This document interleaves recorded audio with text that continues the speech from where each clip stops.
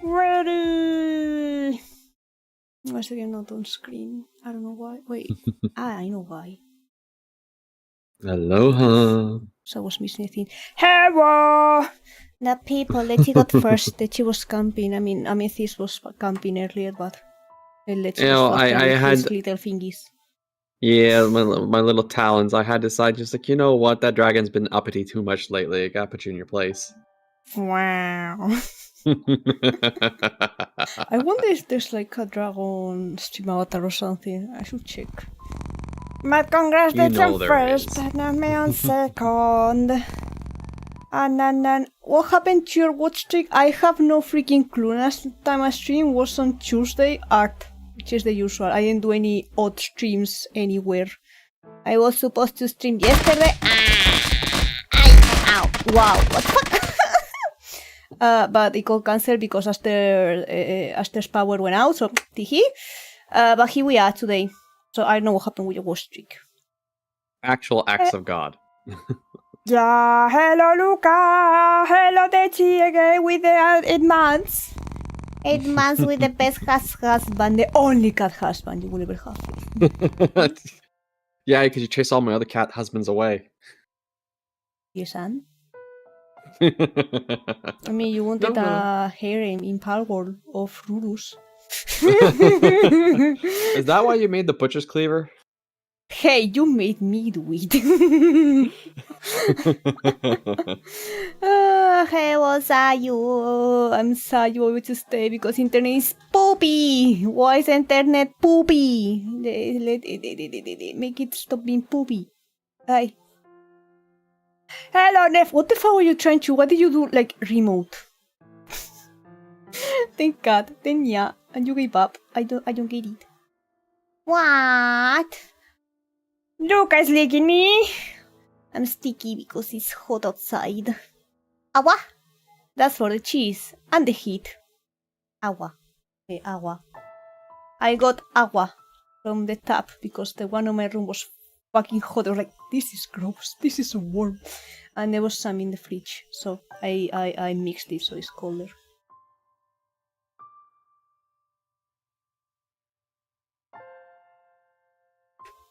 "28 degrees outside." Even though in my room, because there's a PC, my PC is hotter. Like, the rest of the house is cool and nice. My room is perfect to toast people, I guess. And that's why Dage is here, so I can eat him later. Because he's a No toast. Roast. Different. Also, I did the emote for the fight. For the fight at the beginning. Yeah, the violence. The violence. Thank you for stuff. I'm in a smaller town. Internet is in the building isn't good. I need to be beside the front window for it to be good. Like Rapunzel. When will I get rescued? Let me check the Wi-Fi. Thank you for the 100 on the stream. For Dechi too. Dechi, you do the thing as well. I'll do that thing. I'll do the hydrate in the stretch. Thank you. Yeah, remember the violence. The violence at the beginning. Because no more violence later. Ow. Anyway, working, have fun, you two lovelies. Okay, no, thank you for the lurk and stopping by and stuffs. I don't know if you ended up fixing the commands and credit stuff that was broken. I love me. Cat. There we go. I'm waiting for the caffeine to kick in. I am so sorry, everyone. I know what happened to my stream streak and I'm sad. I don't know. Were you around on the last stream on Tuesday? I don't remember. Yeah, I just realized this. Wait a minute. What happened to my stream streak? Is it still there? It should be. Yep, it's still there. You were there. Sounds like a no, sounds again, like a skill issue. I also know that Twitch is stupid sometimes. Because I lost one stream with Aster back in the day. Even though I was on that stream, I was redeeming things. I chatted. And suddenly it was gone. I was like, Aster, did you stream an extra time or something that I missed? I was like, no. I was like, what the fuck? I missed it. Don't worry about that. Don't worry about the stream streaks. You just tossed out the window and you just get a new one. But my streak, I like long big streaks. Listen, we can make a new streak any day of the week. Not really, no. It has to be multiple days in a week, otherwise you cannot do a streak. You cannot make a streak on a single stream. Unfortunately. No. How are people doing, by the way? Is it hot? I mean, it's cloudy here. I think it was raining or something yesterday. You know, that's what happens here. It's super hot and suddenly it's a freaking storm. So we shall see. Maybe it will rain later. There we go. Teehee. Teehee. I like my big, long streaks. Exactly. There's nothing incorrect in that sentence. It says no more petals for me. Yeah, I added a limit a while ago because someone decided to redeem the petal like 20 times in a row by themselves, and I thought it was a bit much, to be honest. Like, if multiple people throw one at me, okay, but when it's the same one, I can only say ouch that many times, you know? Listen, you can only pluck so many petals from a flower. True. Why are you blaming me? Like I said, the lizard's being uppity. The lizard. It's because you didn't kiss this lizard, you kissed the other lizard in your stream the other day. I am not kissing my sister. That is, again, we're not in Alabama here. You just need to go there then. Dragon! Lizard That's with a weird wings. way of spelling. That's a weird way to spell lizard. Right? Lizard. I hope, Lizard. Ame, when you start streaming, you have the lizard redeem for noises. Oh, I mean, we're It's gonna a make sure must. that's the thing. It's a must. You gotta go tell mom. You go tell mom. I'm being bullied by the chicken. Ame also has to play the kissing dragon game, so she knows that's how the it feels to be a requirement. chicken trying to raise a dragon and failing Yeah, multiple times. No, that. You know what? That's gonna have to be your very first one. It has to be Dragon Kisser. I'm sorry. That's how you're gonna have to present yourself to the world with Dragon I Kisser. hope you find every game that has a dragon and play it. There's probably a bunch because dragons are very popular and stuff. It's a dragon. If that was the caveat, is just like, you have to play every game that has a dragon. And raise the dragon if there's an option. I mean, this will never not have a game left to play in the world. Yes. Dragon enthusiast. Dragon expert. Dragon enthusiast. And then you can just talk about your... Maybe I shouldn't say that. It's just nope. I'm turning over let me a say new it to leaf. you. It's not that bad, but it's like, maybe no. There is things that It's could be like, said. you know what? That has central implications. Maybe no. No. I'm turning over a new leaf today. No more sussy. No more sussy chicken. Only say so chicken. I mean, but I am the one being sassy, so. Oh, I know. Something I must say. Listen, that just means I'm gonna be the straight man to your shenanigans. That's what that means. Good luck. Good luck. Good luck. Hello, sorry. Hello, parados, and thank you for the cookies, Wolfman. I love the people giving the cookie. If only I had an emote that was... Wait, Wolfman, there's the... you're not subscribed. There's the yap emote, so it goes like... So it could be like I'm eating, but I don't have the people. Yeah, I have this one. But I don't have the cookie giving one, so I cannot give myself cookies. Is there? I mean, there's this one, which is pretty fun. Yeah, but It's I mean that Wolfman was giving me a cookie, but they use the normal Ruran. They're giving the cookie to normal Ruran. They cannot give it to the yapping one because they don't have access to the animated emotes. So many points that I could probably do one of these. One sec. Do I have the thing? 35 stream streak from Paradox. Oh yeah, that's more than a month. Ruru, you don't have the thing. You don't have the thing of editing an emote. Why? I want to give you sunglasses. Oh god, it's behind me, isn't it? I didn't see it until I moved around. Oh no! Because people don't usually use that kind of thing, so I got rid of it because it was, I don't know. I mean, I can just enable it. Like, I don't have an issue. It's just people that use it. So like, this is just cluttering the thing, so... No, it's fun. Also, the modify. Creatures behind me. Help, please. Yeah, too bad. Okay, I enable and I'm gonna... Do they make it just 200 points, I guess? I don't know. 100? I don't know. Just... For now.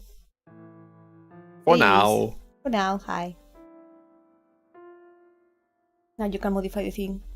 Okay. I have a question, Ruru. Yeah? Why did you DM me mating habits? That's what... That's what I said! I didn't want to say out loud while talking about amethyst! Oh, you just delayed! No. I told you, I'm gonna send it to you. And I thought you had read it because you kind of reacted to it. Now you're like, why did you send me this thing? Chicken, please. Chicken. I mean, I know you need coffee. I know you are still not fully awake. Bro, what the fuck? I can't breathe. It literally looks like they have two heads now. They need them. They absolutely need them. I'm dying. I'm dying. Please help. Someone please help. I can't breathe. You're on your own, buddy. You're on your own. I'm feeling lightheaded from that one. Oh god. What the fuck did you think I was gonna say? I don't understand what happened. I don't know. Oh my god. It's not in my bloodstream yet. It's just freaking circulating. Give it a few moments. Uh-huh. Absolutely nothing, Amethyst. Don't worry. Ask I don't know Mom if I about should it just later. elaborate and go, since you already said it out loud. No, it's fine. Amethyst, you can ask Mom later. You can ask Mom later. Oh my god. And see, this is the reason why you should allow modify emotes. There you go. There you go. Instantly better. Instantly better.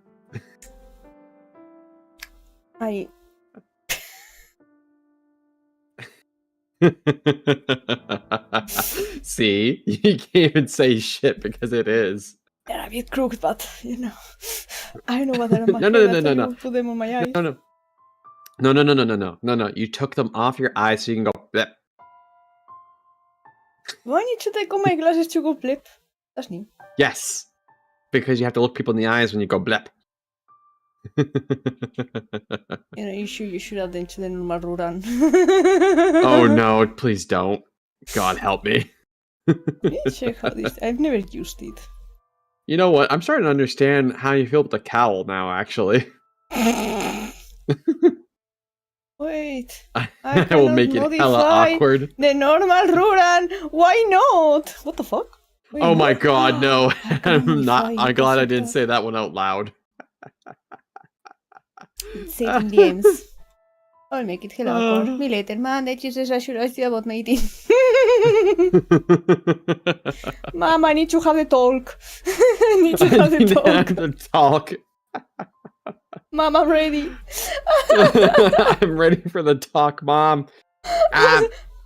Just instead of meeting, just the talk, and then they become like, wait, the streaming talk, what talk exactly? Mom, where do eggs come from? The cloaca. Oh god. As far as I know, I don't fucking know. You know what? I don't want to ponder that thought, actually. I'm not awake enough for this nonsense. You are a chicken. You're more familiar with eggs than me. Yeah, I know. And you know what? I don't need to really consider exactly how similar the chickens to dragons are. Because, again, that's questions better left unanswered, really. Mm-hmm. Why are you looking at me like that? Because it's funny. Oh my god, I need more coffee over there. It's nonsense. You woke up fairly early. You had plenty of time to get coffee. Oh, no, I was on my second coffee today. I got a goddamn coffee first thing I woke up because I was not handling that shit first thing in the morning without caffeine. In that respect, dragon, not similar. Wait, what? Not similar like with the egg or with the what? Probably the cloaca. I don't know how dragons work. I don't know how lizards work. I don't know anything. You know what? That's usually you have the talk with Mom. Exactly. That's a talk with Mom, not with us. I don't know anything. I'm not answering these questions. I'm a cat. I don't play eggs. I don't know a chicken though. Cat eggs. Just fur balls. Just fur balls? Dragon specialist. Yeah, but have you been told there are thoughts in my head that are in fact going to stay in my head. No, put them in my DMs. Fine. You're not gonna say them out loud. That way, if you want to say put them them in my DMs. Hola. I am the people on your shoulder. Sick. Hi, shrimp. Oh my god. I mean, it's not that bad, you know. You heard it, Echi has thoughts in his head. Yeah, thoughty thoughts. I have thoughty thoughts, and the thoughts are mostly going ba-dum bum ba ba-dum bum ba ba-dee-dee-dee-dum dum da. Is that supposed to be the Miku song? Or something different? No, you can go ahead, keep on singing it. Maybe you get stuck in chat's head. I am, like I said, man, I'm waiting for the caffeine to go, make my heart go doki doki. Oh my I god, am that is still a just. combo. That is indeed a. That reminds me of donuts. I feel like You I know know my this friend person. Donut? Okay, How no, you like I don't know this normal? person. For a minute there, I was afraid I knew them. But thankfully, I do not. God Normal damn, friend I got Donut. stuck in my own head. Mother. That's you. That's you. Cat It's husband. not my fault that it's very easy I for can you do to get no things wrong. stuck in your head. That's how I got stuck in your head, Tihi. Crawling in my skin. Sorry. I'm having a mood today. Yeah, I can see. Well, it's just one That I is. That is also a thing that exists. Wait, okay, Wolfman no, is I just actually a know. master I'm of pretty sure emotes. the collector of the. Are you the Gilgamesh of emotes? I actually know that one though. I actually know Nicilia. One guy to catch them all. Mm-hmm. Do you have any egg emotes, Wolfman?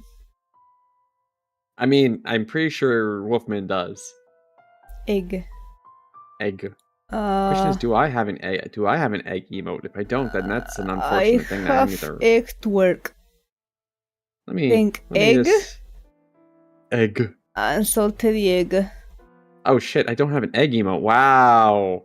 Wow. Huh. You disappoint me. You didn't have the boy I egg. disappoint myself. You didn't have the boy egg as an emote. You have slots. I know. That's why I'm like supremely disappointed in myself. What the hell, man? Why do I? I thought you were a professional. How dare you? It's mostly probably because I keep on throwing them at my head and give me concussions. So it's like, Yeah, oh yeah, I should make that an emote. Whacks me in the head with an egg. Huh? Skill issue. Yeah, the skill is because I keep on getting concussed, and so I have an issue. Exactly. You need a helmet. Have you considered getting a helmet? Exactly. No egg. No egg. See? It's just this is had egg. But we don't have eggs. Egg. We cannot have nice things. Okay. I go and get. I mean, I think we have Windows egg. Windows egg. Egg from Windows. Yes, you know. Egg. Wait a second. Why are the emotes not incorrect? Not falling on my head? What happened? No, wait. What happened to your emotes? Why did you break them? Why did you break your emotes? This is the Twitch integration. That's stupid. The Twitch integration is stupid. Oopsies. Here we go. Oopsies. Okay, there we go. I think. There we go. Connecting. There we go. Nothing else for. I was like, wait, I was supposed to be showering eggs. There's no eggs. I haven't showered. There. It will take. I think it'll take some time, but there. Now, let there be egg. Egg. I mean, it probably needs to go for approval or something. Yeah, it'll have to go for approval, but at least it will be there. Egg. Let me. Unfortunately, there's no free slot, so if you want the egg, you'll have to sub. I am sorry. I cannot fix. Egg. Deal. Oh, the egg. Eggs. Wait, do the eggs not? I don't know. I saw the emote Wolfman posted follow my head. I don't know why the regular eggs don't go. Maybe it's just regular emotes? Oh, you know what? I was gonna say, I had some cursed goddamn eggs. What if I send these though? Okay, so regular Windows emotes don't work. I see. Egg. Think egg. Anyway, people! I'm hurting. My body hurting. I was trying to get the cat to exercise this morning. That wasn't happening. I don't know why the thing was so rumbly. It's not my fault. It's fucking hot outside. My whole body hurts. Leave me the freak There alone. was like 1,000 different reasons. Like, go do some yoga or something. No! No! It's too hot. No! My issue, as I told you, wasn't getting out of bed, was sleeping. So I only slept 5 hours. Because I went bed late. My cats are being amazed. I don't know what the fuck is up with one of my cats. She has decided that the back of my chair is a scratcher post. Oh no. It's not like she scratches like a ton and she's ripping it, but it's like, bro, there's a scratcher post right there on the side. But why have you decided to use the freaking back of the chair as one? But they want that scratching post. No. So I kick her out. Meow. Meow. I'm just gonna hear scratching at the And then I let her in. Immediately goes to a fucking chair like, when the fuck will you learn? Oh, I'm terrible. Chicken street. Ah, yeah, exactly like that. And my dog, meow, meow, meow. Oh, Christ, no cats are coming over. Fuck. Father, did you call? Father, oh, I like that leaky mood. Father chicken, you called. Biscuits emote. Oh my god, there's so many good emotes. What? You know, it's actually kind of weird that they're all from. Well, I guess. Person who's not a cat. Is this person a cat? Who's this person? No, she's not a cat. Wow. I mean, it's like Shiwa. She was not supposed to be a mouse, but she has so many mouse emotes because she's not supposed to be a mouse. Yeah. I legitimately didn't know. I thought Shiro was a mouse. No, she just has the mice emotes because they were free. I mean, but now we just associate her with mice. I cannot not see her as a mouse. I'm so sorry. I know. Shira, Shira, you are now mouse. I'm sorry. When they you can do whatever you want, but you're a mouse. Went through like the Redis and stuff. They were like, should I have the elven ears or the mouse ears? Because everyone else thinks I'm a mouse. I was like, I mean, if you use certain emotes, people will associate those emotes with you, and you use the freaking mouse everywhere. Yeah, you can't. I'm sorry. Like at that point, you were a mouse. You're a mouse tuber. Or your pet could be a mouse. Chat could be a mouse. But yep, you are related to mice. You have associated yourself. I'm so sorry. Yeah, and she's also small. She's short, so it's like. Anyway, last time in Fata Morgana, we got keys from 3 people, from the 3 men in the house that were like social trapped somewhere. Mel was being a little shit because she was like, I dropped the key. Oops, you're ripping off your arm. I actually have the key. And they made it sound like the rose bush of death.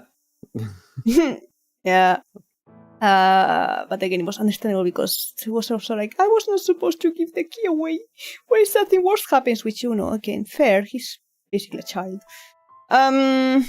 Yeah, but I mean, Bestia, they're already dead, so... They deal with Bestia. He was like more mellow. He was like chill. He was like, yeah, I will give you the key. I don't know why. Yeah. Bestia's like, bet, here's the key. Yeah, he was like, if you had asked me a long time ago, I would have ripped your head off. But yeah, nowadays, I don't care. And then Jacopo was like, the other ones gave you the keys. And I don't know what happened. He disappeared and dropped the key, like loot. He got eated. He despawned. He got the key. Yeah. But yeah, Giselle got taken away by the witch, and the witch was like, haha, make my life entertaining. Do stuff. Suffer. And yeah, Michel has been going on his own through the mansion, and we got the keys for the tower because the tower was closed. Because that's where he thinks he's gonna find Giselle. I think that's it from last time. That's pretty much it, honest to God. Yeah. Nice memory. Eh? I said nice memory. I had to check a tiny bit. That's fine. I mean, checking like, okay, so the VOD on YouTube, like, so the Titan stuff, like, what happened? Like, oh yeah, and I got flashback of, oh yeah, she got taken away. They were because I had to think, are we in an actual door? Not really, no. That's why there's no door title in anything. It's like, we're not on a door. And then I started remembering, like, oh yeah, this happened and this happened. Ah yeah, last time we left on a cliffhanger. On purpose. We got Decky's like, hey, are you curious about what's behind the door? Tune in next time. We're kind of shits that way, and I'm not sorry. And hey, you guys are lucky because shit happened. I was supposed to go on a trip tomorrow. Then I was supposed to go on a trip today. Then the stuff got cancelled. So this stream was like up, then got cancelled, then it was up again, everything got cancelled. It's a fucking mess. It's fine. This is fine. Don't worry about it. It's good. It's good. It's good. It's good. It's good. It's all good. It's fine. But yeah, it was like, this is the one stream I'd rather not cancel because, yeah, if story's heavy and if we leave it for too long, we forget it and we don't want to forget it. No, we don't want to forget it. Are you guys balanced out or do you want to read something before we continue? This, the emblems, the petals. I mean, that one's gonna still be up. Yeah, I just kind of want to throw a water ball at your head. There. You also need to drink water. Or I will watch your stream and redeem it even if you're not streaming. You would too, wouldn't you? I would, yeah. Pac was called, they lost the kids to the bathroom and an employee is stuck in there. Ah! Hey, better to be stuck in than out. Mostly they'll have to go, to be honest. That's so funny. Okay, so I will start turning off stuffs. No more mlem. No more sopetal. No more mlem. No more nuts. You can still chuck water bottles. No more darkness. No more scream. And you can also chuck beats indefinitely. Forever. If you want to. I don't recommend it. They go for some fucking darkness? Is somebody gonna shut the darkness? I'll pay for this. I'll pay for this. For petals. And these ones, because some people think they're funny and they're reading things that are like, if you had common sense, you wouldn't reading this in the middle of a visual novel. Which are the Spanish and the squirrel boys. Fine. It's fine. It's fine. Yeah, it used to be like they know what they're doing. No, they don't. Okay, I think I have everything. Yeah. Yeah. And if I don't, and someone reading something they're not supposed to, too bad I guess. Okay, I won't say grab a blanket because it's fucking hot outside. Grab a fan or something, I don't know. I don't know, I mean, I'm wearing an extra layer. Of what? But robes. Why? Because I can. What temperature is there? How hot is there? Current temperature? Yeah. That's a good question. What is the current temperature?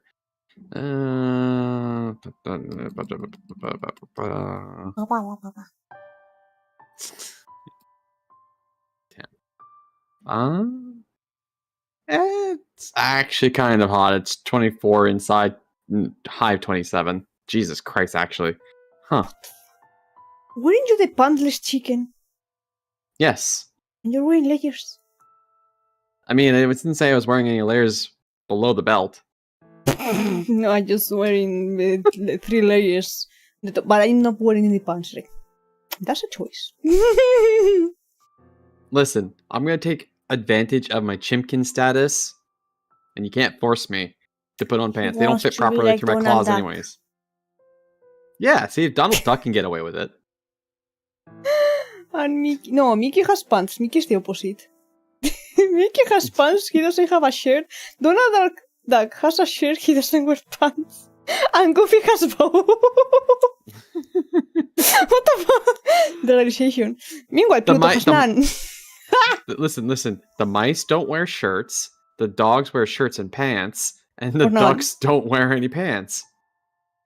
Again, Pluto's there and he doesn't wear pants or shirts. Yeah, but Pluto's a dog, not He's one a of the dog! dogs. He's not a human dog.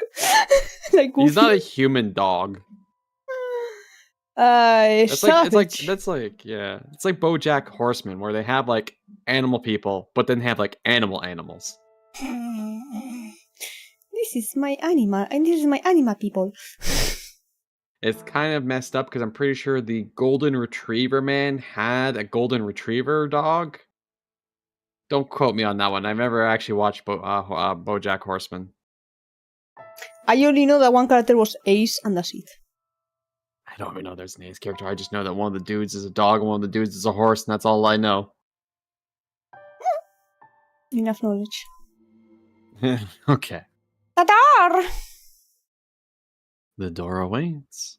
The door. Shit, I think I forgot all the voices. Anyways, we'll wing it.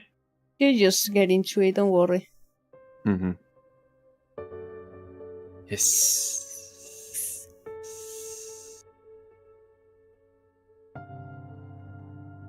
The sound of blood streaming down the stairs echo off the stone walls. I think, were you also narrating? Or Yes. was I? Because something Giselle is around, so I don't know if... I forgot. Roll with it. Okay, you do the thing then.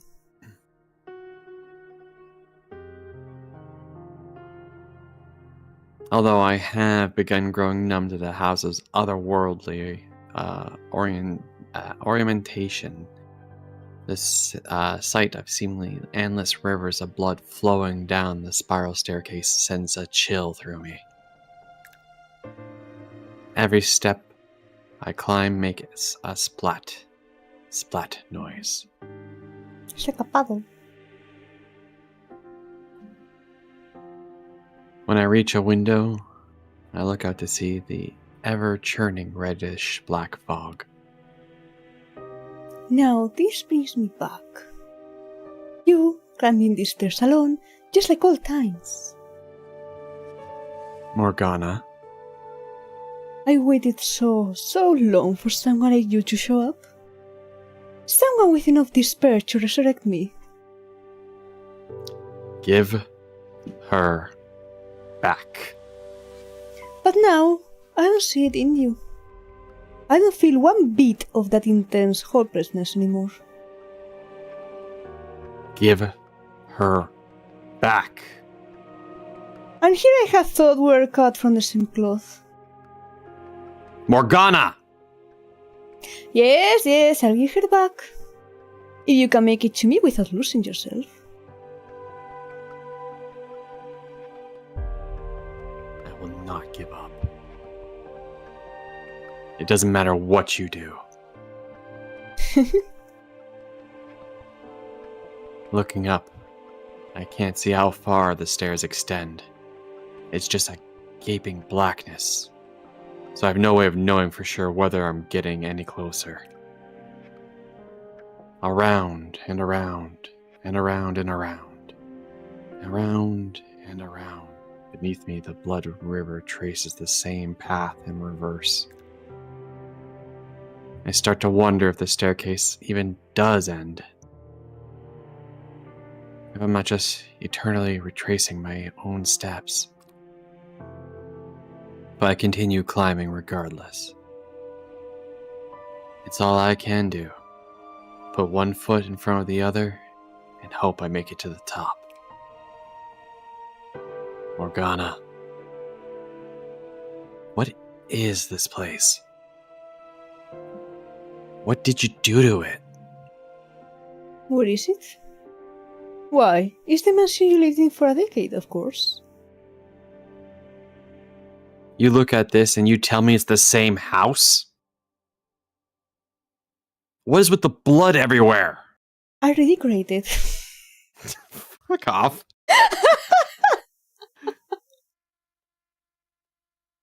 And the three shadows? Now, my dear, no need to raise your voice. And you're being impolite, one question at a time. Answer me. Where is this place? That's immaterial. Even if I were to give you an answer you found satisfying, what would that knowledge do for you? Your objective is to reach the top of these stairs and rescue Giselle. Nothing more, nothing less. Isn't that right? Or, by chance, have you taken an interest in me? Despite never once asking me about myself before.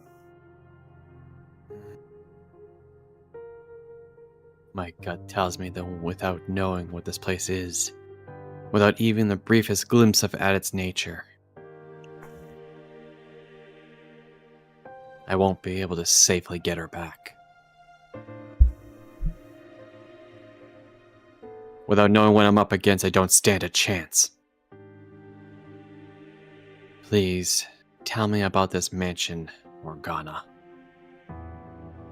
About yourself. What are you, Morgana? A witch? I was about to answer that. It says it in the title, the witch Morgana. Yeah, the bitch Morgana. The bitch! The witch bitch Morgana. That's not what I'm asking. Why do you have the powers you do? What are you? Yes, I get it. Humans feel the need to attach names to things and phenomena they don't understand. I understand that feeling very well. Which is I'm sure you'll be rather disappointed when I reveal the truth. What do you mean? What I mean is, I'm an ordinary human. That's not possible. You expect me to believe a human created this illusion? Then are you saying I'm a magician or a wizard like you might say in a fairy tale? I would believe that, over you being a human. Think back then, would you? Recall our time together. Did I ever once use magic? Did I control fire or wind? Did I create illusions? No, I did none of that. Because I could not. To you, when you were alive, I suppose you could say I was not but a simple ghost. A rather mischievous, but otherwise powerless spirit. There was nothing more to those women either. The witch, Morgana, was never anything but a wretched phantom haunting this old house. But then, how do you explain this? Michelle, my dear, we're not the same beings we once were. We're different than we were in the realm of light, the era of the living. You figured that much out, though, haven't you? That you are really dead. Yes. I know. I know I couldn't possibly be alive. Yet still you view this world through a lens of the living. You make no effort to see it as the land of the dead. Tell me, why would you think that the realm of the living and dead are the same? Though the worlds behind each door were so vibrant, the mansion itself never had any color. They were the memories of the past, of the land of the living. Times forever lost to us. Our lives have already come to an end, my dear. Every last soul within these walls is dead. This is the world that lies beyond the end. It is my world. This is the afterlife. Why get caught up in the... oh my god, minutiae. Minutia. Minutia, okay. In the minutia. None of us has a future, so what reason is there for you to desperately obsess over taking Giselle back? Just like you. She's long since dead.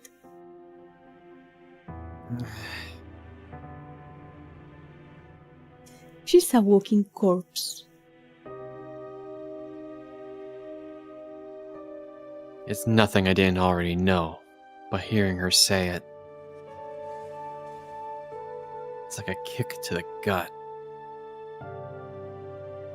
Dead or alive, she lives on within this house, and my spirit found its way back too.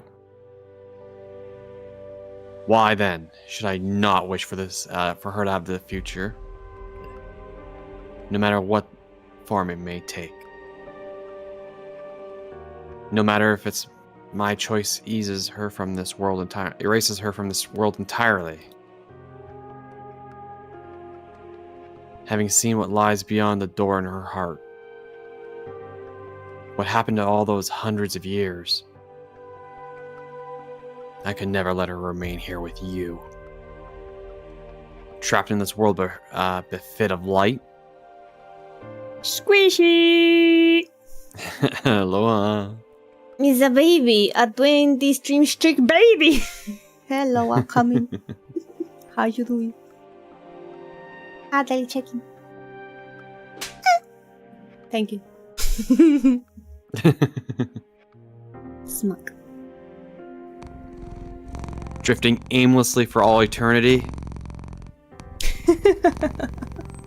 So determined you feel the need to raise your voice. But you're not going to budge on at that point, I see.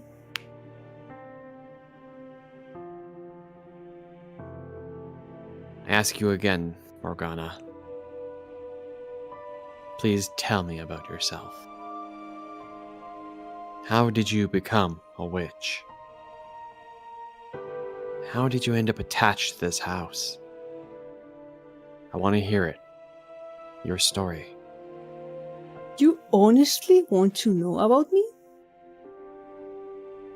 I do now. Yes. But not for me. For her, right? Don't be shy now. It's the truth, isn't it?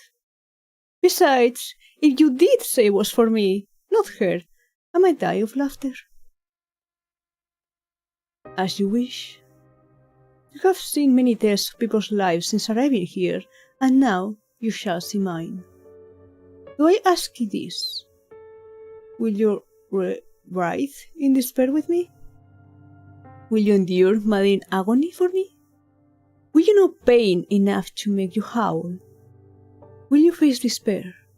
Again and again and again? As I said before, if that is what you want from me. Let me tell you something though, my dear. You will not be as easy to watch as you imagine. Now that you've reclaimed yourself, you will be able to feel all my pain as if it were your own, to resonate with it. Resonate with it? You no longer have your little guardian with you either. Guardian? She was always protecting me. You have a wonderful time, I'm sure. It's a tale that could have only taken place in that era of miracles and spirituality. Wondrous and weird, senseless and stupid. Hopelessly tragic. Will you watch it with me? How are you both are doing well? It's fucking hot though. The chicken doesn't care. The chicken has many layers for some reason. The chicken decided to wear layers. Deal with it. The chicken decided to be fashionable. I suffer for fashion. Yeah.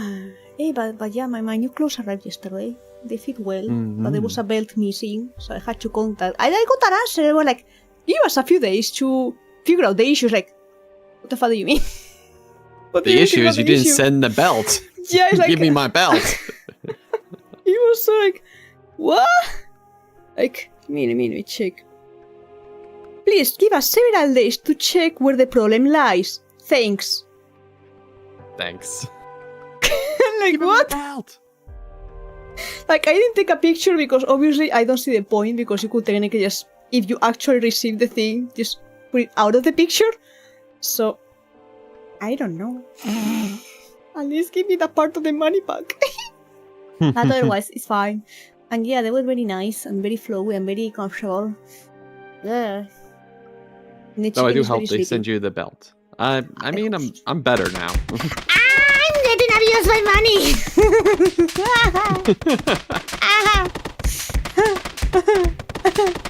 No, not the gay license. But why? I pay for that monthly. And it was free during Pride Month. Happy Pride, do crimes, be gay. Yeah, but apparently I'm getting my license revoked, so I don't know if I can be gay anymore, apparently. Wait, who the fuck are you to revoke my license? That's another thing. Who do you think you are? Turns out Mimp is the gay ambassador. The gay ambassador. The gay police. This month is my birthday. I am the gatekeeper of July. The Gatekeeper of July is such a goddamn title that goes so hard. When exactly is your birthday? What day? The gatekeeper. The Gatekeeper. Gatekeeper. I am not telling you. Okay. Okay, It's I on will the have 12th. Is it in the profile? Does it say in the profile somewhere? Or did they say it sometime and you just remember? Wait for it. It's one of those things that I say sometime to you. you did say it sometime too. Okay, so it's on the 16th. What? It's one of those things where you just pick a random date. Sometimes people will just out themselves. Ah. Later. Later. Okay, see, there you go. So it's 23rd. It was actually 22nd. No. No. Earlier. Higher or lower? Potato. Hot potato with a date. Right? Potato. That's the 22nd. I missed it by one. Saturday in July. Believe it or not. Jesus, I don't believe you. I don't believe you. Where's Now, your if you told me you were a birth wizard certificate? or something like that, or a witch or something in between, I would believe you. But no. I don't believe you. I don't believe it. I think Referencing the story. Yeah, it's 27. My mind's on 27. Because we're running out of days, you see. I mean, there's 31 to choose from. And apparently it's like higher than 16, so... Well, apparently it's higher than the 23rd, so... Wait, higher than 23rd as well? Well, because I said the 22nd, and they said no. But they didn't say, like, it was like 21st. 20. Yeah, that's true. That's So I was true. like, why do you assume it was higher? Alright, Stairways Mystery to Blood. Birthday. Okay, let's do some math. Oh my god, no, not math, no. I don't go to school I'll turn anymore. 22 this year. If you add the number of my birth month to the day of birth, you get my birth year with 2 zeros. No. Mimp, I'm not doing that right now with the amount of caffeine that's currently not running through my blood. I don't have caffeine. Period. You think I'm gonna do math on stream? No. If I wanted to do math on stream, I would play in... what was the game? Baldi's Basic something? Baldi's... What was the name? Baldi's Basics? It is a good riddle. I'm not doing a riddle on stream during a visual novel. Yeah, no. You underestimate my brain at any time. I don't like math. I mean, I like to look at certain numbers, but I'm not gonna do math.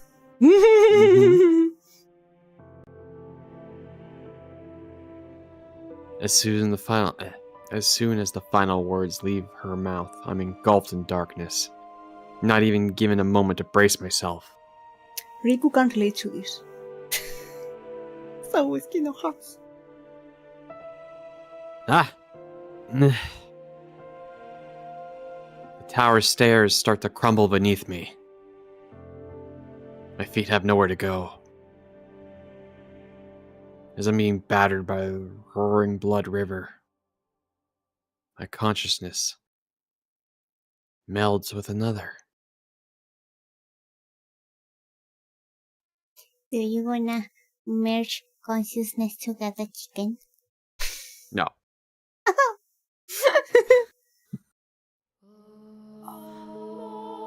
Alright, who do you think we got with this one? Within me the child of God. Wait!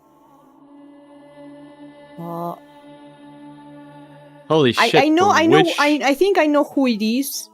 Mary. Because again, I am familiar with the story. I think it's not really a spoiler. I think this is Morgana's mom. Okay, so for me, there's like we literally Jesus, but like for Yes! real. I mean, like for real though. Like, never. Well, you should anyways. judge. Maybe her name was. I mean, we already have a Maria in the story. We already have Michelle, which is AKA Michael. We have a Maria. Hmm? Yeah. We're missing Jose. We're missing Jose. Wait, how is the English name? Like Jesus' father, Joseph. Maybe? Joseph, yes. Ah, okay. Yeah, in Spanish it's Jose. So like, wait, I know again over there, like we adapt names. So what was it? Jacopo's close enough to Joseph. I guess so. I carry within me the child of God. That is where it all began. The words of one foolish woman determined the course of my entire life. Before I was even born, my fate was decided. Did her claim come from faith? Was it her way of escaping reality? Did she do it for money? Or fame? I don't know. I have been visited by an angel of the Lord. The rich where she lived has suffered from years of poor harvest. It had been months since the last rain, and all the villagers prayed desperately to be blessed with succor. I am with child, but I have known no man. Yeah, sure. That's what they all say. So proclaimed the pregnant woman in the midst of the drought. And on the day of my birth, the very moment I let out my first cry, a heavy rain fell down upon the village. The storm quenched the parched earth, nourishing the crops and saving the village. The villagers were astounded, for they had thought the drought would never end. As plump drops of rain poured down upon the village, they gathered around the newborn me in exultation. Wanna be the people? Sure. Ah, she is the child of God. Perhaps they will be more wondering claiming I had magical powers. Perhaps it will make a better story if I were to say there were higher forces involved. But all these years later, here's what I truly think. It was nothing more than a fluke. An embroidered stroke of luck. An unbelievable fortune accident for my mother and the village, an indescribably unfortunate accident for myself. I am with child, though I have known no man.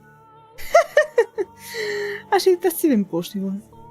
Then she had fooled around with a man who had gone and abandoned her, and she spouted those lies to convince herself it had never happened. None of the village men made any claim to be my father.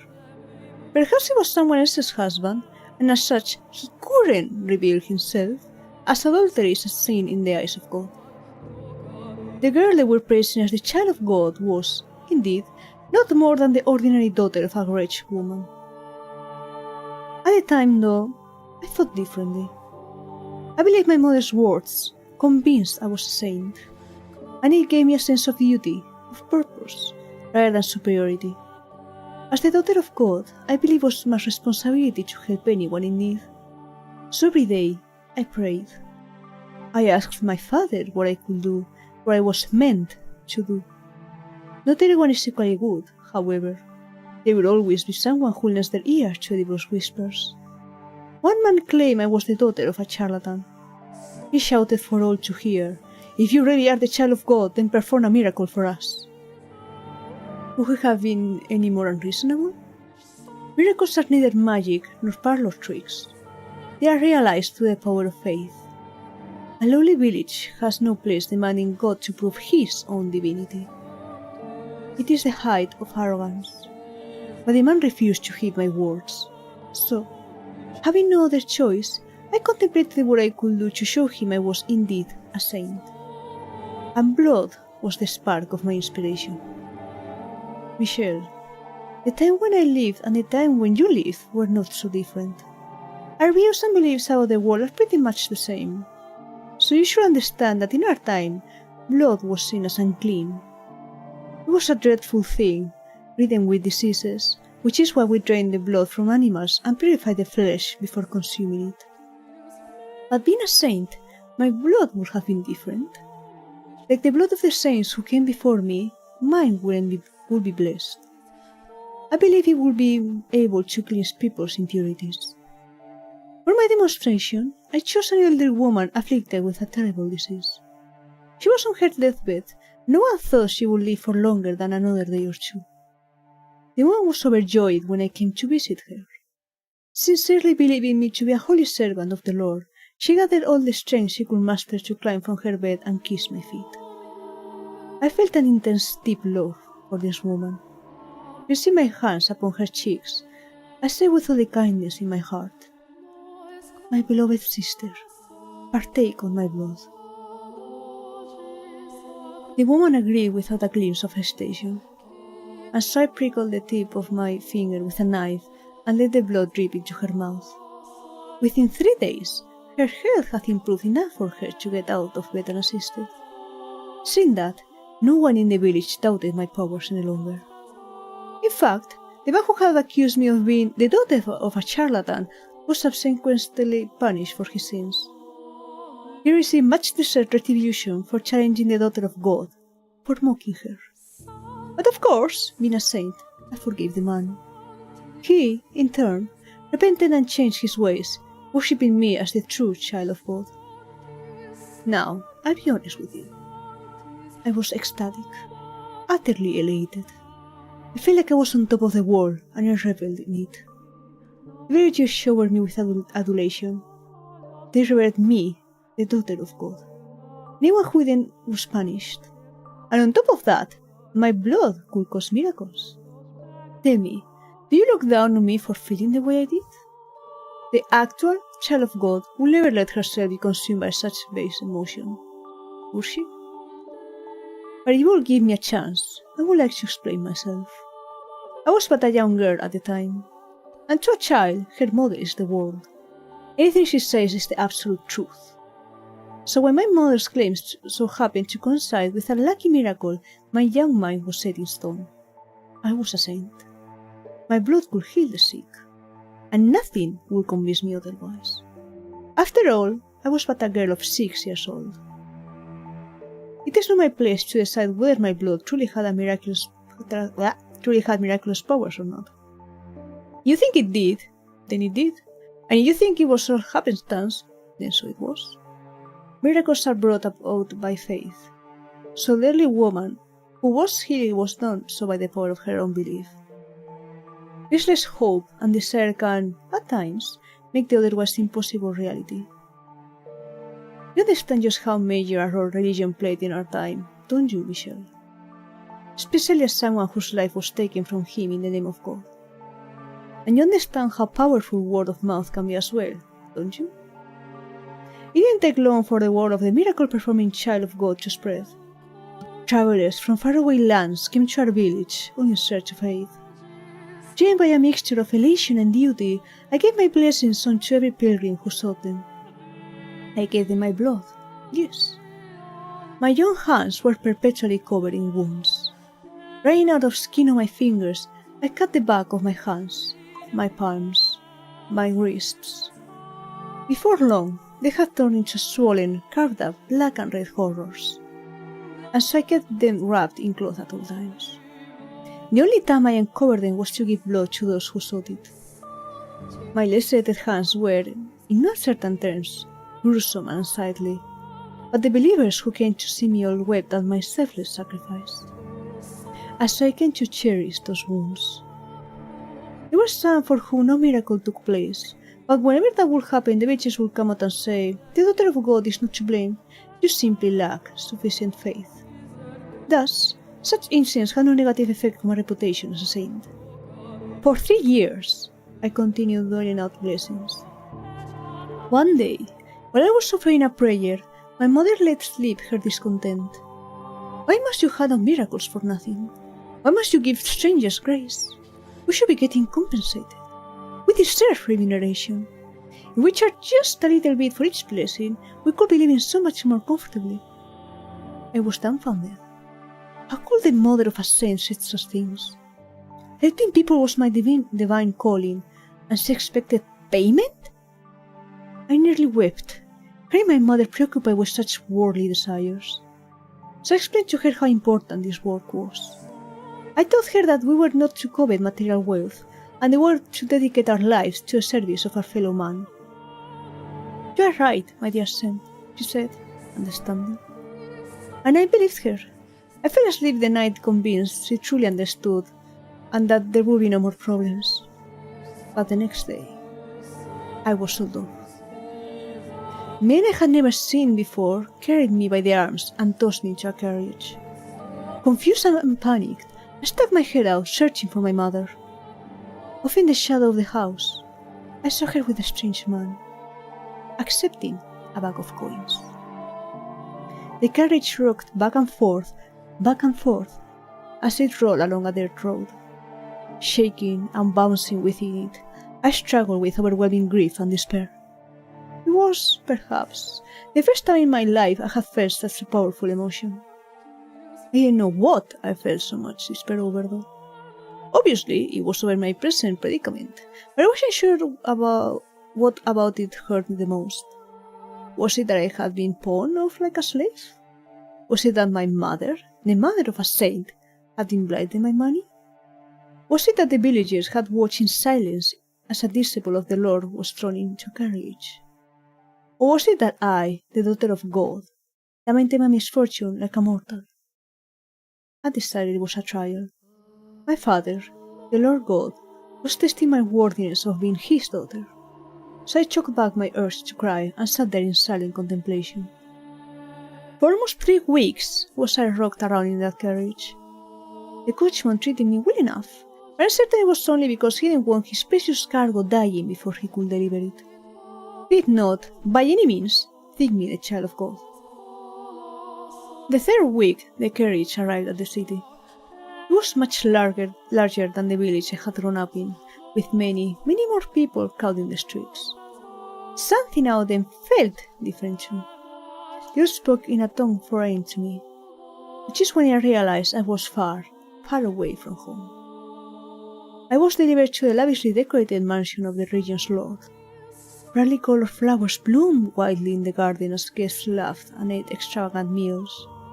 And in addition to them, there were probably 4 times as many slaves moving about the grounds. Getting a range of looks from everyone we passed, from smartly dressed men to scrawny, emaciated servants, I was led to a lord's chambers. The lord was surrounded by beautiful women. Perhaps they were slaves, or perhaps they were prostitutes. I couldn't tell. Among them were some girls hardly older than me. They all wore thin swaths of cloth, barely covering themselves at all. The lord looked me up and down, and with a laugh, he said,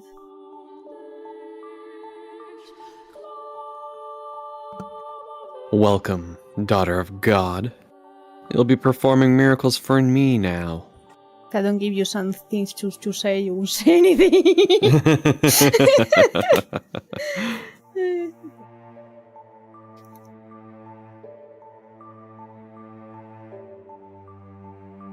Miracles are not something to be performed for one single person's benefit.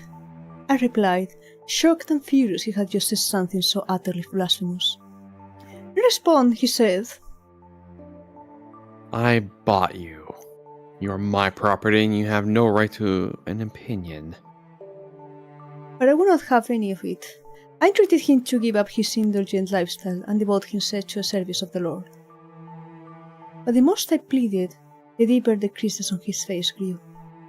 Thinking back on it now, it was hardly surprising. A 9-year-old girl was called the most powerful man in the region. I believe it was my duty, and I was only doing what was right, but he surely saw it as incredible arrogance. So the Lord forced his will upon me.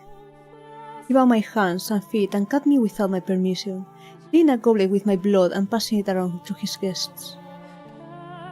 A saint's blood and good fortune to all. Yippee! We love blood. What is blood? I was Blood just for the thinking blood that. god. Blood is on you. Also, we forgot the disclaimer. Yeah, we did. I mean, it's pinned. It's pinned in the DM. Can you? I don't know if it's in this chat Yes. on the chat. I will go acquire it for you. Private. All right. Give me a half moment. I will be with you in a moment while I grab that and pin it for us. Okay. Okay, Ryan Wick. 17-7. I just read your thing, so I guess that's your birthday. So your DMs.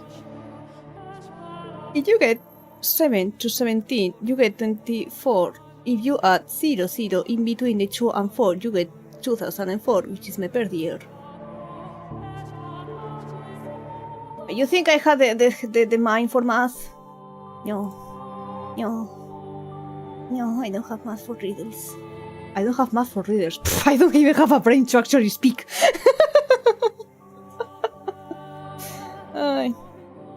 Found it. Haha. Listen, I had to go. I had to find. Listen, we have. Okay, we talk a lot, and we have 3 different chats to check. Yeah. So. Everyone, you can pin it because you're a mod. Yippee! See, you can mod. You're like, oh, I won't be able to mod for you because we're streaming together. Yeah, you can mod. I want mod action bonuses like I do for my mods. I want +1 mod action. I mean, I guess I could do it. You want like a gold star? I get it now. I get it. Good mod. Good mod. Aww. I mean, okay, I guess I will add it later, maybe. Sayu's gonna come back and go, I want to be called a good mod. I want to be called a good mod. I don't think Sayu is currently lurking. I don't see the emote, and yeah, she was having issues with the Wi-Fi, so it's very fair. There's no green chocobo. I know she's the green chocobo. Rubbing the water into your hair.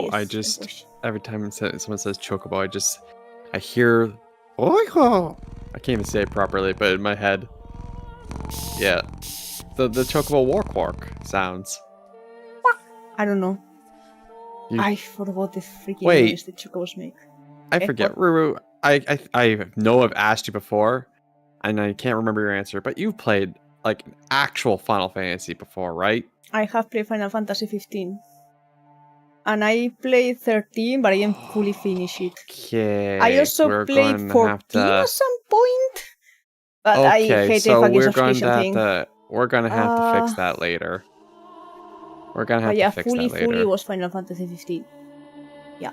Oh, I was gonna be cute and gift you Final Fantasy 7, and I realized because of the regional debuff, I can't. Damn it! Will you give the original or all the fucking remake stuff, weird things they're doing right now? Because holy fuck.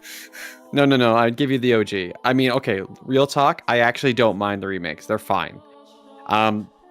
Really, the remakes are basically effectively completely different games from the OG, so you get to enjoy 2 different games, honestly. Yeah, no, like I am fully 100% fine with the story because there was a while ago, like many years ago, I found like a let's play, but it was like a written let's play. So it had screenshots and commentary. It was very funny. So I watched/read the whole game from start to finish with those screenshots. It was 10 out of 10. So yeah, I am 100%. Honestly, if I had to choose only one Final Fantasy for someone to play, like only one, and I was only allowed to give one for them to play, I would say Final Fantasy IX, legitimately. And like Final Fantasy VII was my first Final Fantasy. I would still say Final Fantasy IX would be the one Final Fantasy I would say, yeah, if you only had one to play this one. There are so many. I know there are a lot, and they keep giving more. But yeah, I think my first actual full Final Fantasy was 15. At least the one I actually finished. Because I got into 13 on my brother's Xbox. But one vacation. And then he went back home before I had to go back home, and he brought his Xbox with him, so I couldn't continue playing. So I literally couldn't finish the game, and then when I was also back home, I had just lost interest. Yeah, no worries. I will say this much: 15 is drastically different. I know it's very from different, pretty yeah. much. And almost no one likes 13. Yeah, I had like mixed reviews, so to speak. It did. Like that's why I I would mean, say I if think I it had to took pick me a one. while, then I fully got into it. I was like, no, I wanted to continue playing. But yeah, it's the thing is, Yeah. once I lose the momentum, sometimes like, it takes me a long time to Yeah. pick something up again. That's why I'm saying that. Like at some point, I will get you to play anything. So I also liked Final Fantasy X, but Yeah, 12. I thought you were gonna tell me like if I had to play one to play 10. No, I was gonna say like I like 10 and 12, but if I'm going to be honest with you, if you want like a genuine Final Fantasy experience, anywhere between Final Fantasy 3 to Final Fantasy 9 are the ones I'd say. Pick one of those and you're pretty much good to go. We shall see. I don't have the time. You know what? Play it off stream as a personal game. Don't even bother streaming it. Just have I fun don't with it. even play off stream. Yeah, I know. Lechi, you Neither know of us this. do. I know this. It's not like, oh yeah, instead of playing that one game you play off stream, you could play this. I don't even play anything off stream. Yeah. That's why I use stream as a way to go like, hey, I can finally play these games I've been meaning to play for the longest fucking time. Yeah. We should both win the lottery. Right? Hey, in theory, if you remember, if you won the lottery, you were supposed to adopt me. Yeah, no. That's the definite thing I remember you. And then that's a promise. I'm just gonna adopt another cat. You can play with Jonah and Goose. Exactly. I will look them both in the eye as I hold you up and go, "This is my favorite cat." And so they'll hate you immediately, but they'll just have to deal with it. And I just go meow. In human meow. I mean, I can also hiss at them. I will assert my dominance by going. That's, you know what? Honest to God, that's the piece of art we need to get. A first piece of art is just me holding you up by the shoulders where you're just going with little blep face and go, "This is my best cat." Hey, if you find you want to find an artist for that one, you come in like in chibi form, you know we can make it a thing. Just take a picture of your other actual cats, so they're like more like immersion. You know, it's like these are my cats. They're just on the floor looking up, frumpled, unhappy faces. Angie. Angies. It's my favorite cat. Just Anyways, saints' blood and good fortune to all. Yay! Blood for the blood god. That was when I realized there was only interested in approval of others. Very rebel in the rainbow, and he pranced about, showing off his curious new toy. Me. He didn't need my miracles. Neither he nor any of his guests were afflicted with disease or misfortune.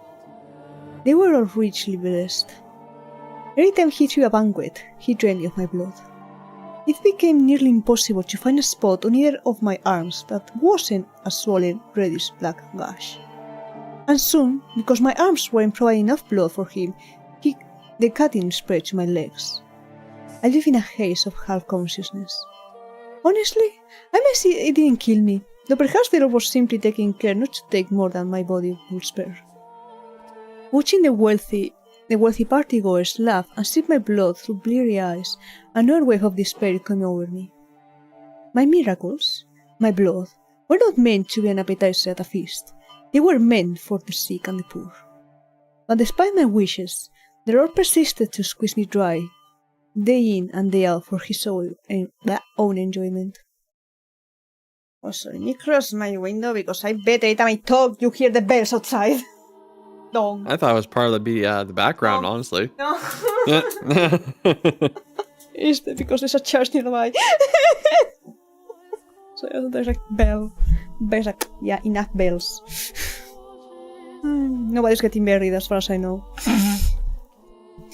For a while, I was convinced it was all God's test. That it was part of His plan for me, His daughter. That if I could make it through this trial, I would be allowed to go back to helping people. That man would celebrate my success, envy me, worship me. That sinners would face punishment. that divine retribution will be delivered unto all who had wronged me, a saint. With each passing day, my spirit grew more twisted. Would anyone have believed that scared and bloody girl tied up on the floor in the banquet hall was a saint? Unlikely. This was no charitable gathering, but an unholy Sabbath. Perhaps it was caused by my corrupted spirit. Perhaps it was my heart's way of crying for help. Or perhaps it was the devil giving me my witch's mark. And no matter what the cause, during one of the bloody banquets, I underwent a transformation. I was half conscious, as usual, when one of the guests pointed at me and shouted something. His face went pale, as if he were afraid, which I found quite curious. The Lord then approached me, grabbing me by the hair and lifting my head. He yelled something, but I was too far gone to be able to make out what he was saying. Suddenly, I found myself released from my bonds. But my body had grown so weak from being tied up for so long, I didn't have the strength to hold myself up, and so I collapsed to the floor. I was still trying to figure out what was happening when the Lord drew a sword, raised high above his head. His words in that moment reached me with perfect clarity. You're damned witch wearing a saint's skin. How is this her fault? You Skill bought issue. her, you drew the blood you wanted from her, and suddenly it's like, you're actually a witch! But why? A witch? Why was he calling me a witch? I was the holy daughter of God. I had certainly never made a pact with the devil. I could have given him that idea. What was in store for me now? Had God performed some kind of miracle for him? Dozens of thoughts and questions floated through my mind as death hung over me. I couldn't comprehend anything, and so I didn't feel any fear or anger at my impending death. I was simply curious. What had happened to me? But before I had a chance to find that answer, the Lord swung down his blade.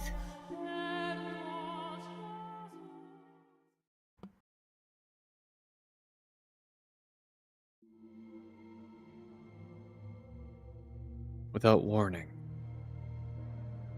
Without any time to prepare, the darkness drains away. And a second later, I crashed at the stairs hard.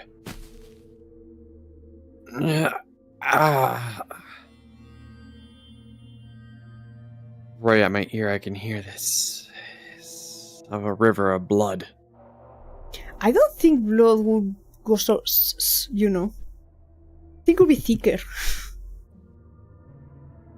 And also probably not, be inside an illusionary house, but we're not gonna sweat the details. Okay. The world fades in and out of view, giving way to a very real images of a past I never lived. I can practically feel the fire in the eyes of that mad blood banquet's guests.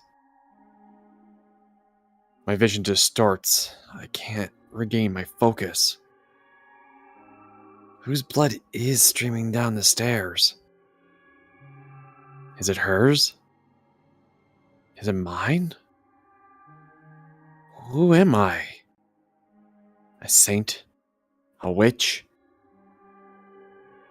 Is what I'm seeing through the lens of clarity our madness?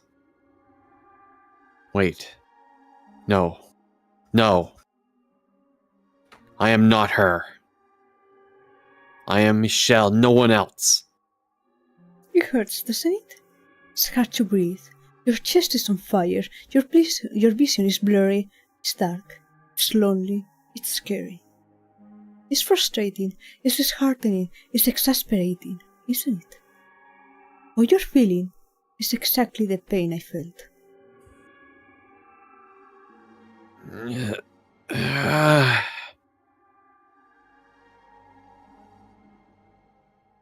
I reach my hand out in plea for help, which is when I see something I can hardly believe.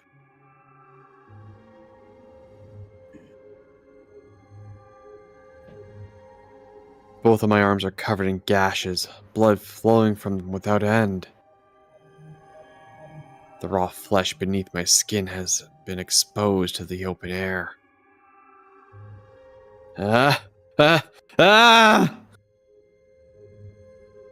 All I can bring myself to do is scream. The pain, her horrible past, is doing everything in its power to break me. That 9-year-old girl's sickening experiences are twisting and constricting and crushing me.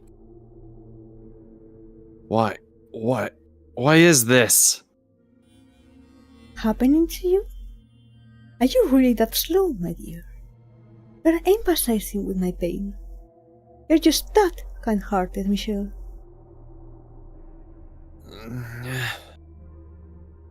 You said you wouldn't give up, didn't you? That you would make your way to me. Then surely this won't be enough to do you in. Of course it won't. Mustering up every last bit of strength I can, I begin crawling up the stairs. The red river beats against my open wounds, stinging painfully. The simple act of lifting an arm or a leg is almost unbearably agonizing. The blood dripping from my lacerated arms mixes with the blood already soaking the tower. So this is the pain Morgana suffered. Do you despise everyone, Morgana? Do you resent... does your resentment at your mother's betrayal, at the people who came seeking your blood, at the Lord who took your life, turn into hatred for all of mankind? Your perception of me is still incorrect, Michelle. My grudge is only against a select few. Think about it, my dear. Of the thousands, millions, billions of people living on this planet, my world is comprised of but a minuscule fraction of that. Hatred for all my kind? No. Or I feel it's not nearly so nebulous. Although if I had died still believing I was a saint, maybe I wouldn't have such a well-defined mission. Are you saying the Lord didn't kill you? Oh my, did you actually think that was the end of my tale?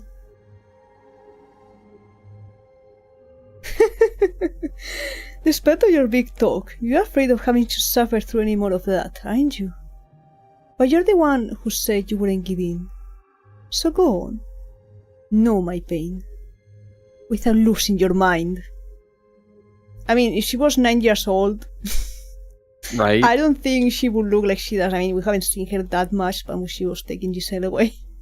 Mm-hmm. She was just small. Speaking of which, once again, my surroundings crumble. I have no say. I have no chance to object before I'm dragged back to that repulsive banquet. I reach out, stretching my hand as far as it will reach, but all I can grab is darkness. My bloody body sinks back into the abyss. The pain becomes more than just a memory, eroding away at my consciousness.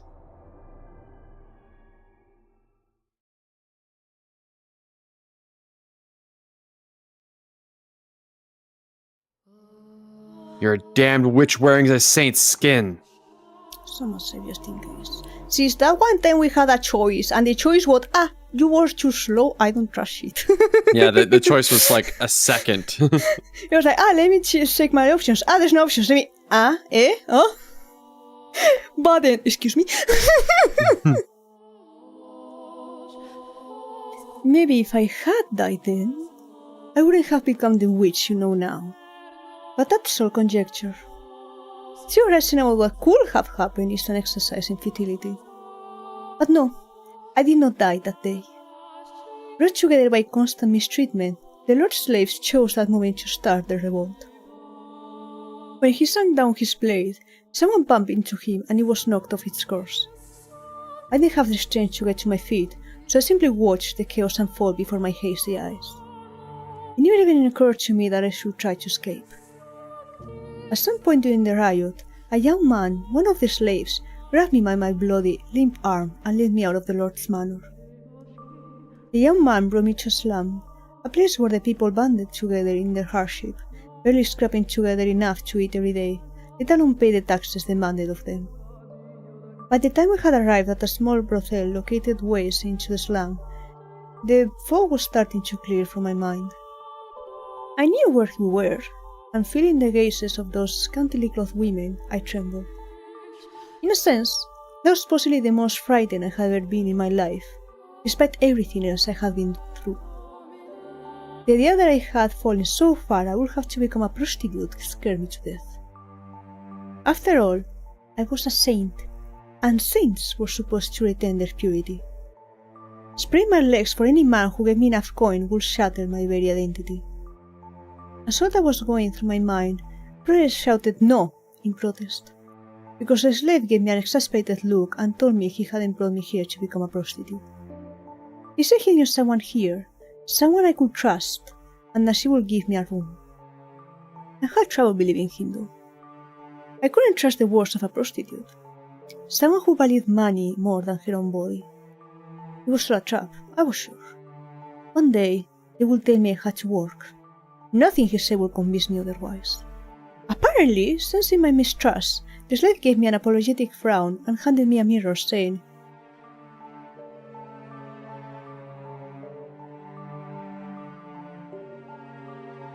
"Chicken?" I was accidentally muted. Ah, okay. Even if I did, you couldn't get any work looking like that. Yeah, I also thought that. It's like, I mean, you are covered in cuts and stuff. Unless there's some freaks out there, I don't think people will be into that.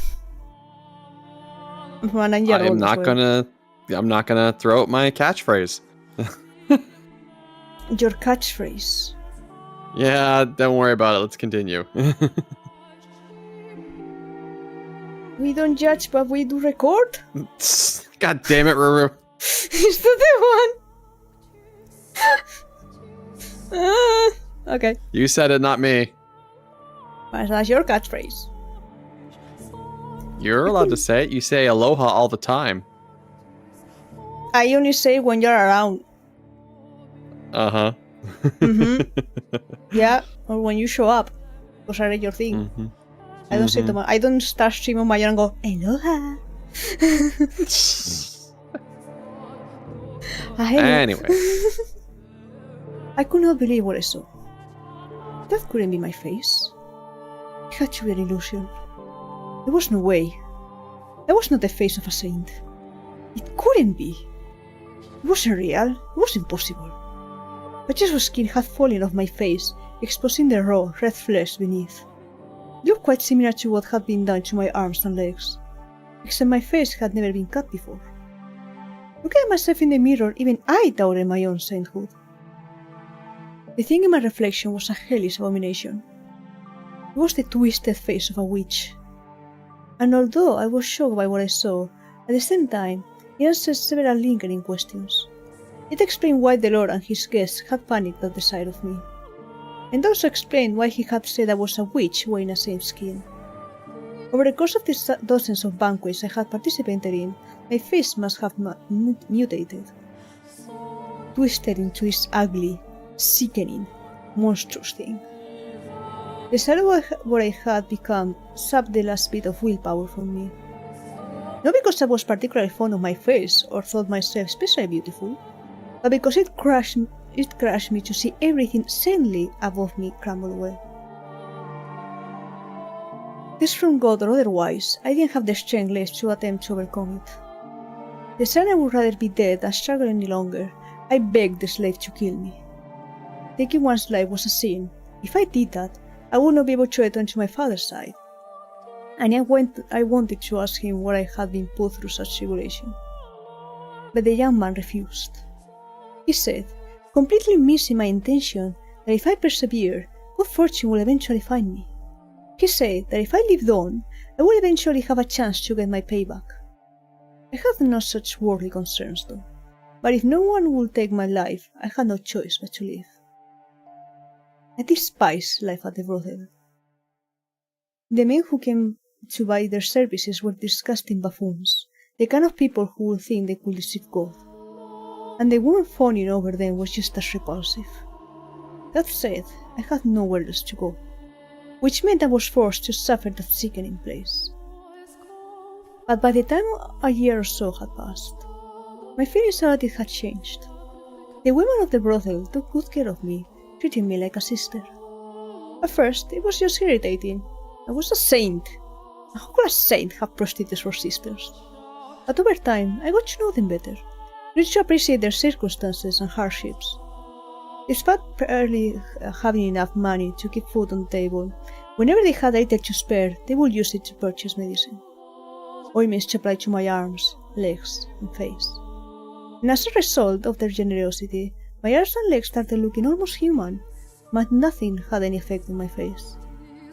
Occasionally, the slave would drop in to check on me. The other men thought me ghastly and wouldn't get anywhere near me. He was different. And every time he visited, he would say, "One day, I'll show you the world." You could have said the thing, but I got ahead of myself. I can show you the world. Right? He thinks himself Aladdin, even though Morgana is not a princess, but you know. And to tell you Morgana the could be truth, my princess. Not really. I don't think she wants that either. I think I don't even know what she wants anymore, besides dying. And to tell you the truth, I was beginning to grow attached to it all. My time at the brothel was probably, all things considered, one of the brightest chapters of my life. There, I was neither saint nor witch, but an ordinary human girl. For the first time, I felt like my life had meaning beyond my assumed divine purpose. I was even beginning to feel kind of happy. And with each passing day, my intractable worldview was gaining a little flexibility. Perhaps I could perform miracles, but that didn't necessarily mean I had to be a daughter of God or a saint. Maybe I was just a regular person who happened to possess some unusual abilities. Ridiculous, isn't it? Despite coming to accept my humanity, I refused to let go of my miraculous powers. They were the last thing protecting what I thought of as myself. But to me at the time, it felt like a very dramatic change of heart. 3 years after the revolt at the Lord's Manor, I had my 12th birthday, for which they threw me a little dinner party. The women all pitched in to bake me treats, and the young slave man was there too. I was happy. I had thought if life could continue like this, I was fine with not going back to being a saint. But for some reason, happiness always seems to slip away as soon as you got your hands around it. No one sincerely wants to lose it, so why must they? I certainly didn't mind not being miserable.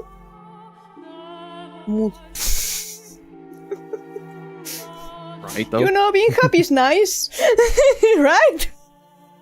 We're allowed to be happy. Yeah. Let me tell you what happened that night. On the night of my birthday celebration, bandits attacked the bro.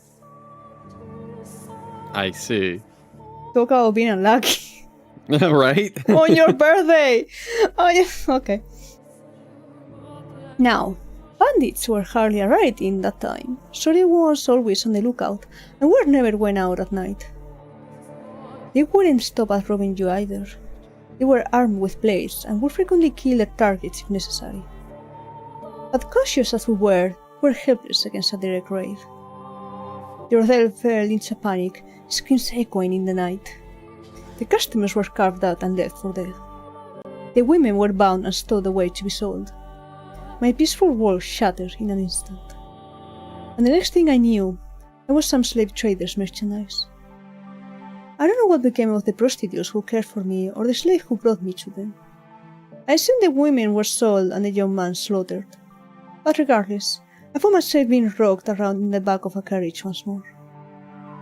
The carriage was packed so tight you could barely see the floor, and it smelled like death. Hello, Soren! Welcome in! You were doing pew pew things. I was there, lurking. Hello. Hello, sorry. Hello, Limey. Hello. Yeah, Apex Legends after playing some Osu. Oh, awkward. Wait, what do you mean awkward? Hello, tío. Hi. Did you win? Limey. But why are you panicking? Welcome on in. Did you win? Did you win the Apex? I don't know shooters though. I don't buy Wii shooters. I don't know you win on that one or you just go around just willy-nilly. But yeah, hello Raiders, welcome in. For those who know me, which I don't know, maybe there's some, maybe there's not. Who knows? Adra Stardust. I play many different games. Right now we're playing a visual novel that is kind of fucked up. I recommend reading the pin comment. So you need to step away and go like, this is kind of dark actually, I'm not in the mindset for these fucked up things happening. So John said something strange said before ending. No, I was not exaggerating? Exaggerating. No, but no, that's written wrong. Unless there's a typo.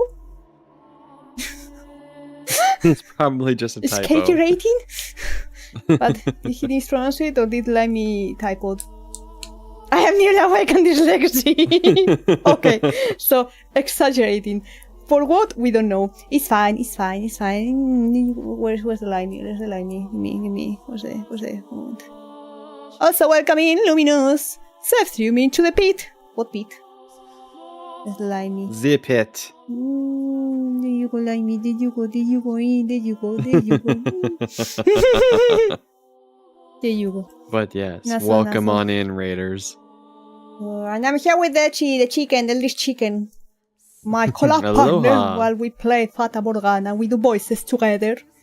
So you want to Hee-hee. chill, just kick back, relax. Get a snack though and get water. It's freaking hot outside. Just feel free. We're going through Morgana's tale, which is very fucked up. So fucked up that she believed to be a saint when she was 9 years old. I mean, from the when she was born, but shit happened. There's a lot of blood involved. It's very fucked up. As the cat said, sit back, relax, get yourself a snack and a drink, and let us weave you a dark tale. Yeah, of trauma bonding! Yay! Trauma bonding! Wicked trauma bonding! Shit happened. I mean, I can specify the shit happened. The shit that happened was that, you know, she believed her blood was miraculous because she was healing people around, so everyone was like, oh my god, she's an actual saint. Her mom was like, I think we should get paid for this. And she was like, but mom, we are agents of the Lord. We shouldn't crave earthly possessions. And she went, yeah, sure, baby girl, sure. And then she was sold off to a lord. And then they kept That cutting her sells them. hands and her arms for blood until a raid happened. And she almost dies. And then, the slaves at that place rioted. And they brought her to a brothel instead. While she was 9, by the way. And they were like, you know, people won't want you, like, you don't need to worry about becoming a prostitute because, the people don't want that face, don't worry. So she was just vibing and chilling, and on her 12th birthday, bandits attacked, and that's all we're at. Yeah, trauma, yeah. I'm getting a princess treatment. Oh my god. Yeah, I mean, you're a princess, so it makes sense, no? But yeah, feel free to lurk and get the stuffs, and we will continue with the fucked up stuff. Sweat, urine, feces, every foul odor imaginable compressed into a tiny space. There were both men and women there, nearly all of them muttering or groaning or weeping. Everyone was young, ripe to put to work. It didn't take me long to realize what fate awaited these people, and me. And when I did, I just sat there in silence. Then, for the first time, I cried. I was experiencing, I believe, a very human emotion. I was sad. Hurt that I had been taken away from a place where I was happy. From the women at the brothel and that young man. It crushed me. And no longer did I wonder why such a thing was happening to the holy daughter of God. Something about my tears must have seemed strange to him, because one man saw me and said, Why are you crying?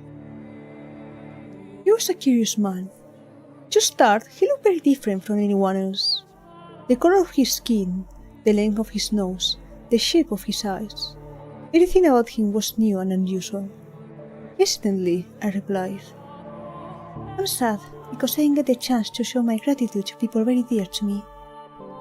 The man fell silent, looking as though he was deep in thought. I had no idea why he had asked me that, but something about him made me uncomfortable, so I couldn't bring myself to ask. Several hours later, the man suddenly stood up. The guards had no patience for anyone stepping out of line, and didn't look like they would hesitate to kill us either. So, unsurprisingly, one at the back of the carriage drew his sword and pointed at the man. What was surprising, though, was what happened next. The man, his hands shackled like the rest of us, leapt for the guard, slamming his fists into his face and stealing his sword. The entire carriage was in shock. The guards were too stunned to effectively react, so were quickly cut down. And because the one-man uprising had taken place between cities, there was no one the slave traders could ask for help before they were slaughtered. In the blink of an eye, it was all over. There was nothing human about what I had just witnessed. If I had to describe it, I would say it was as though a wild beast had attacked. The man ruffled through the slave trader's clothes until he found the keys, which he brought to me, ordering I unshackle him. And so I did as he commanded. Once they had enough time to process what had happened, the would-be slaves applauded. Their wretched souls had been saved. And for a moment, I believed so too. When the man's hands were free, he rolled his shoulders a couple of times, made sure everything was in place. And then, he began his massacre. Screams of agony filled the carriage as he ran his swords through the helpless men and women packed inside it. Blood and guts were splattered against every surface, and those who tried to escape did not get far before being mercilessly skewered. It was like a scene out of a nightmare. I was frozen in place. Not out of fear, but because my mind had shut down. I couldn't make sense of what was happening, so my mind rejected it. And with my brain having given up, my body was no more than a lifeless puppet. In short order, all the slaves were dead, and I was sitting in a pool of blood staring at the man. He pointed his blade at me, and with a little smirk said, Why didn't you run? Hello, Midnight! It's because Midnight came in, that's why I didn't run. Aloha, Midnight. Wakadin. In turn, I asked him, why did you kill them? A smile vanished from his face, and after a few quiet moments of pondering, he replied, Because I felt like it. because I was angry. Thank you for the hydrate. You also hydrate. Yes.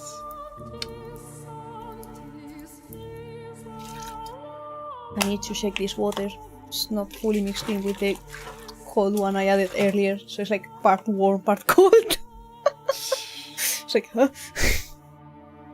I need to make some more cold brew coffee. Coffee.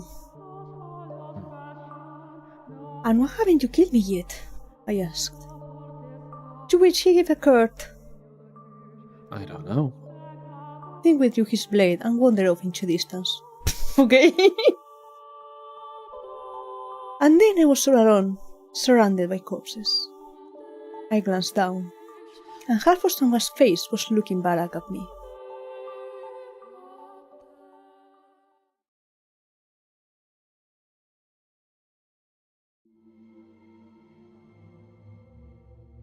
Wrapped in absolute darkness. Warm blood spills onto my cheek, my hair, my skin. Chunks of human flesh rain down on me. Make it stop! Pitter, patter, pitter, patter. There's no end to the deluge. The smell of death fills the air.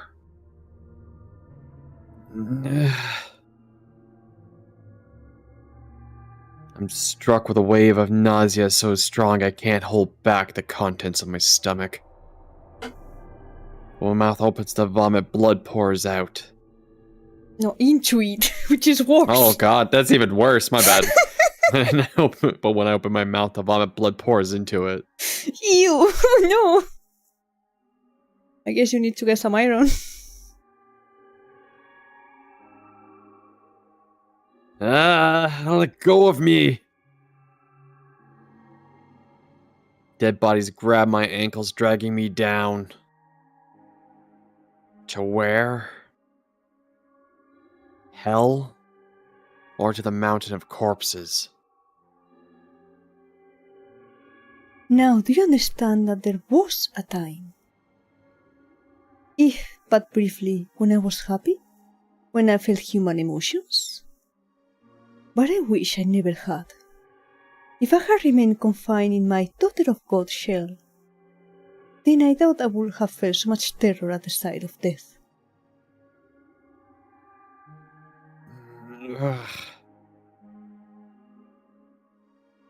I can't say anything in response. Can't form words. I feel what she experienced, the massacre she witnessed, the limp flesh piling up around her. Even more than twice her age, it's enough to drive me mad. The fact that a 12-year-old girl had to experience something so unspeakable. It devastates me. Tell me, my dear, do you pity me? You sympathize with me? You feel bad for me? Then you remain with me? You feel my pain and my despair with me, won't you?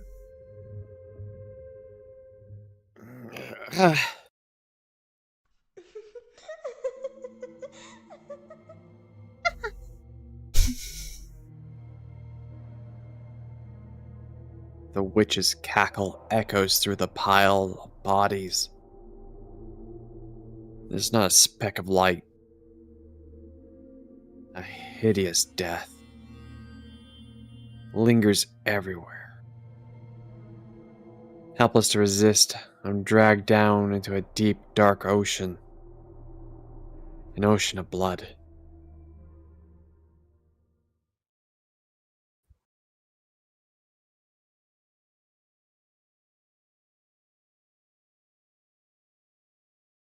Now, on with the story. I was at a complete loss for some time after that. I didn't want to return to a city, because I knew there was no one left who would take me in. It was only the Lord who had bound me and drained me of my blood. So I wandered the roads, no destination in mind, and nothing to define myself but the clothes on my back. Frankly, I'm not surprised I wasn't attacked by bandits. After walking for days without food or water, my mind was hazy and my exhaustion at the peak. In the distance, I saw a lake. So, driven by my thirst, I turned my unsteady feet towards the water, not caring that it took me off the main road. And it turned out that was the correct choice, because there was a small cottage beside the lake. Smoke rising from the chimney, telling me it wasn't abandoned. Out of sheer desperation, I knocked on the door. No one answered. The door wasn't locked, so I slowly, hesitantly pushed it open. And beyond it, I found an old woman, sitting dead in a chair.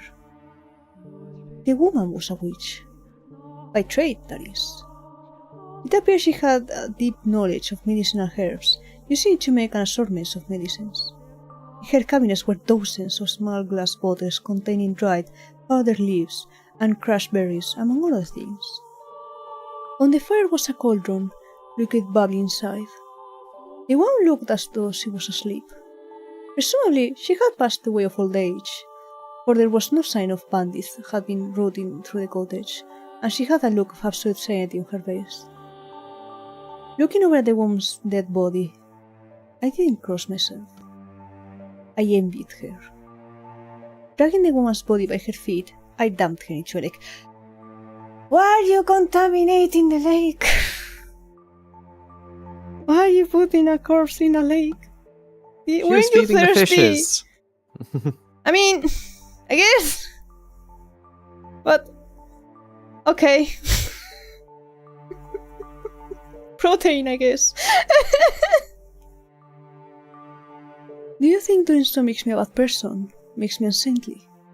Well, I didn't have anywhere else to go, and the owner of the cozy cottage was no longer in this world. There was no reason I couldn't feel at home in her stead, was there? I deserved to have somewhere I felt comfortable after everything I'd been through, didn't I?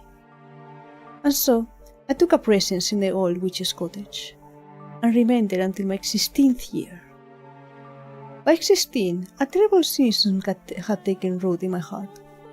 I had no trust for people. I shut them out, building high walls around myself. After such a tumultuous, bloody childhood, it was all I could do to protect myself, to keep my young spirit from cracking. Nevertheless, travelers would, on occasion, pay the old witch's cottage a visit, seeking her medicines. Whenever someone arrived, I would cautiously crack the door open, thinking they could trade for whatever they wanted with food, and never showing my face.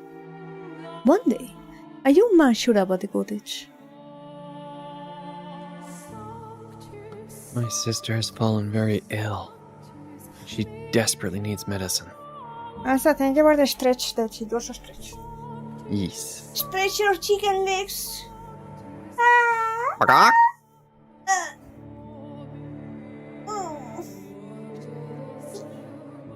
Pokok. Popok.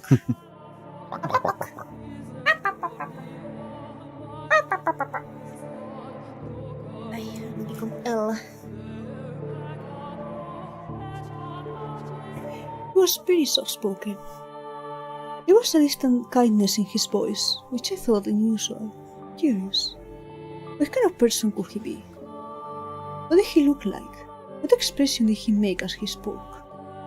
To satisfy that curiosity, I snuck a peek at him through a crack in the door. He was a handsome young man with flowing flaxen hair, and upon seeing me, he then flinched back in disgust. He smiled. According to him, his younger sister had fallen gravely ill, and though they had tried numerous remedies, she was still bedridden. The medicines I gave him too had no effect, but he persisted in his quest, visiting me again and again for new combinations to try. He wanted nothing more than to relieve even the slightest bit of his sister's suffering, and, moved by his dedication to his family, I too wanted to do anything I could to help. For the first time in years, my world encompassed more than my small cottage. When the young man came, he would ask not only for medicine, but to go on walks with me.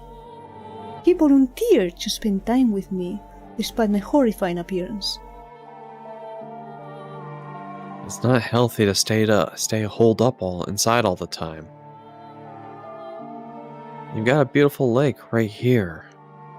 Why don't you say we take a little walk around the shoreline? Yeah, with a corpse inside it. Listen, all bodies of water have corpses in it. You just have to deal with that fact.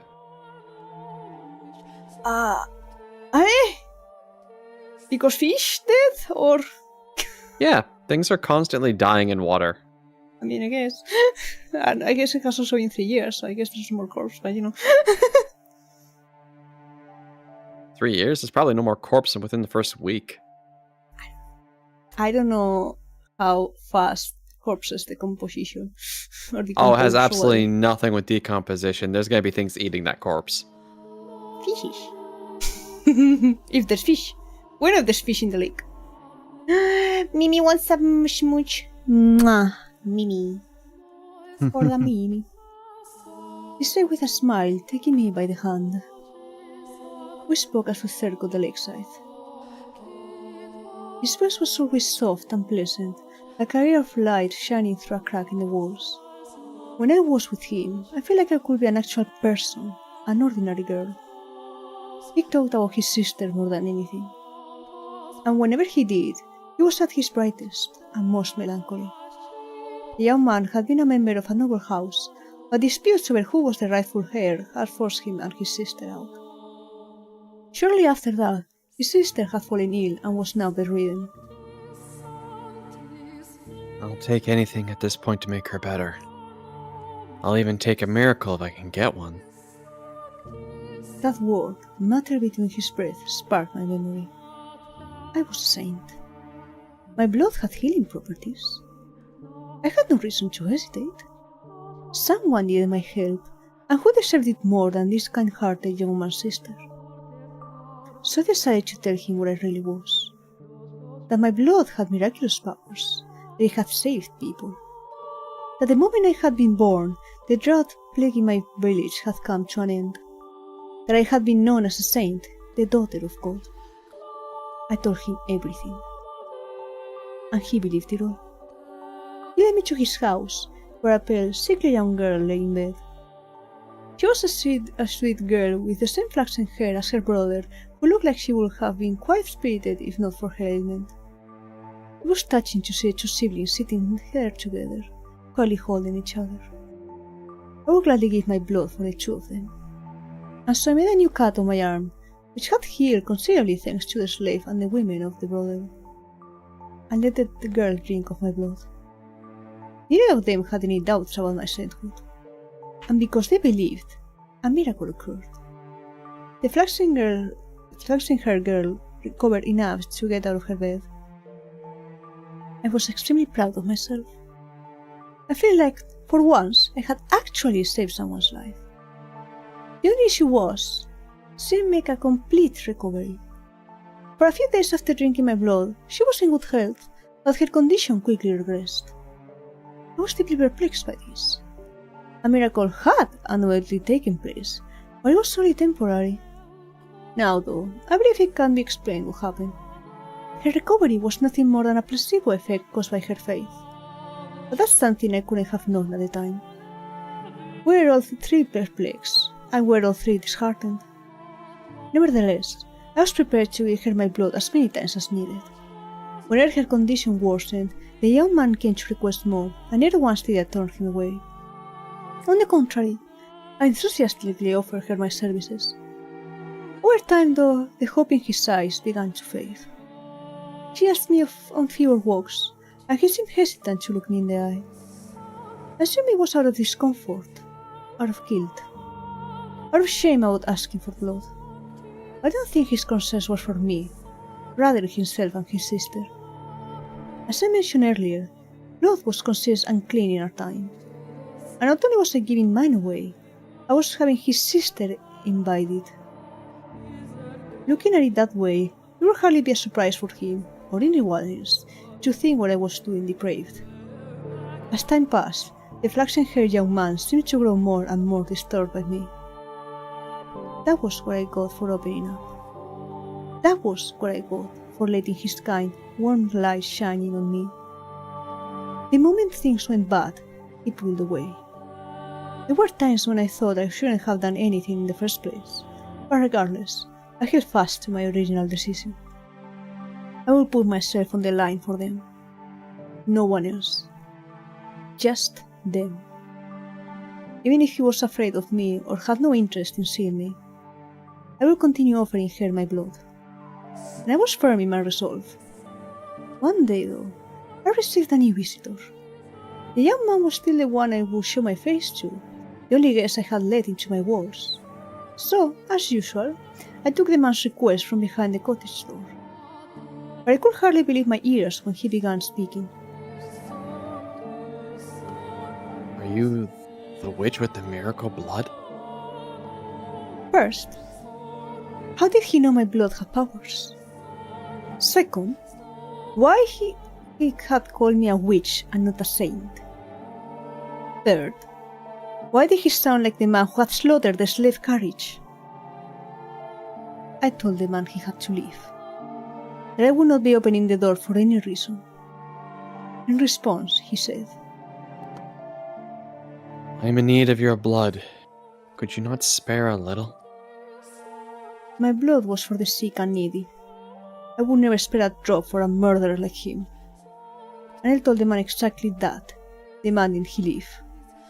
All I could think about was the pile of bodies, the fountain of blood. The man drenched in crimson, wearing a ghastly smirk. I trembled behind the door, fearing he may go on another such rampage. But instead, he gave a simple, As you say. and went on his way. I let out a deep sigh of relief. which is when I realized tears were rolling down both of my cheeks, like an ordinary girl. 2 days later, the flaxen-haired boy showed up at my cottage. I'm sorry for being so distant lately. I want to talk things over. That sounds suspicious as fuck. Hey, listen, I'm sorry I haven't been around lately, but we need to talk. And also, like, it smells like a trap. So like, hey, can you come outside now? I know I haven't seen you in a while. I know a weird man came by asking for blood, even though right now I'm the only one who knows about this thing, and my sister, I guess. But can we talk outside? Kind of sus. So I don't think she can run. Mimi, I don't think she can run. She's in the cottage. She doesn't want to go outside. Those 2 sentences were like a light shining from above. I wanted to talk to him too. I wanted to take a walk around the lake and listen to him talk about nothing. I wanted to experience the warmth of his world once more. And I wanted to tell him about the terrible man who had been there a few days earlier. About how scared I had been. I wanted him to tell me it would be alright. I want to talk to you too, I said, opening the door without a second thought. The light of the sun was so bright that I could make out his silhouette. I couldn't see a look on his face or the look in his eyes. A gentle breeze blew past, and my mind froze. How could this be happening? What did it mean? Why? How? What was that man doing, standing behind him? Why was he carrying a sword? Was he coming into my house? And why did he swing it down, severing my arm? I was in a daze. I couldn't make sense of anything. I didn't want to. My left arm fell to the floor before I even knew what was happening, and then my legs gave out. The pain, searing and unbearable, came a few moments later as I was lying in an ever-expanding pool of my own blood. I did something dead that I hadn't done before, that I had resisted doing no matter how much blood the Lord had stolen from me. I screamed. It was a hideous, visceral noise. A noise I had never thought a saint would make. The same ear-splitting howl the slaves had made as the man had butchered them. I writhed, I wailed, I wept, I crawled across the floor through my own blood. I begged and I begged and I begged for my life. The man walked over and picked up my severed arm. And then, shockingly, he tossed it to the kind-hearted young man. After which he said, That's your share. Shouldn't last you long enough. share. What did he mean by share? What was he talking about? Why had he given him my arm?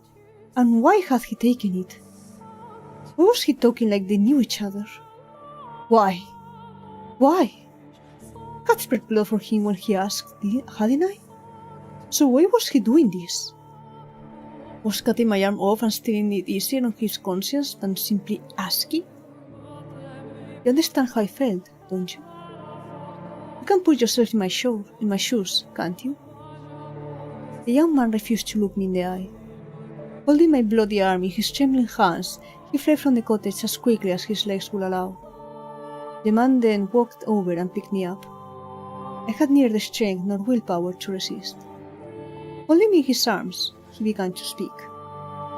Telling me things I didn't want to know. Things I didn't want to hear.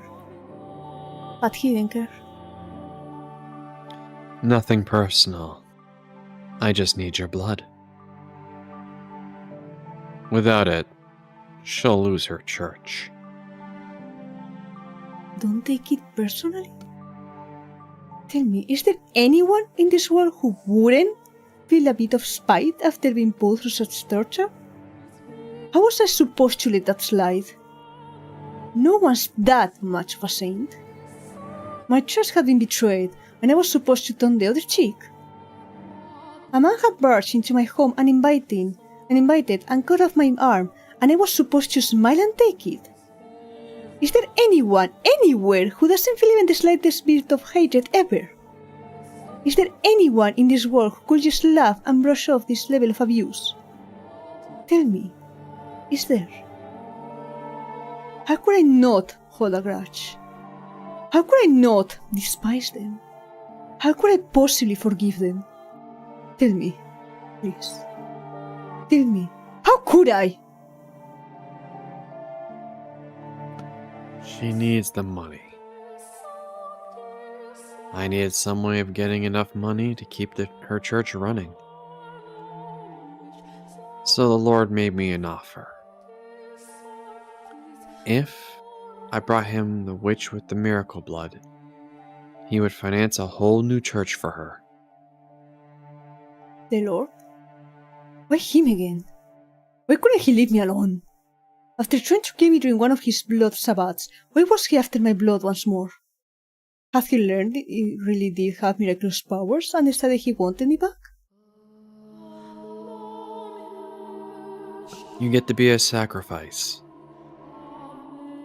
To keep the church from collapsing. To keep her world from collapsing. Sacrifice? Excuse me, what? And what's this about keeping her church from collapsing? You murdered a carriage full of innocent people, and you are trying to protect the church? You! Are you out of your mind? Churches are where people go to commune with God, to speak with my Father. How dare you soil these sanctified grounds with your filthy hands, you beast!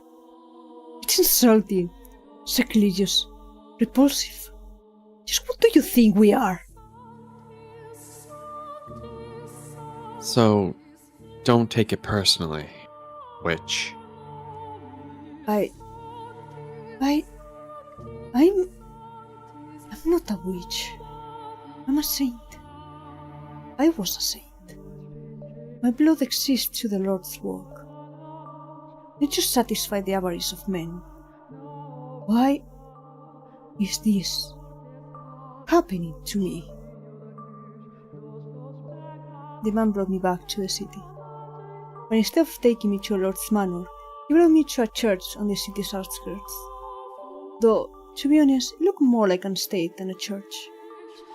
The church also served as a hospital, offering free care to less fortunate children, the poor, and the infirm.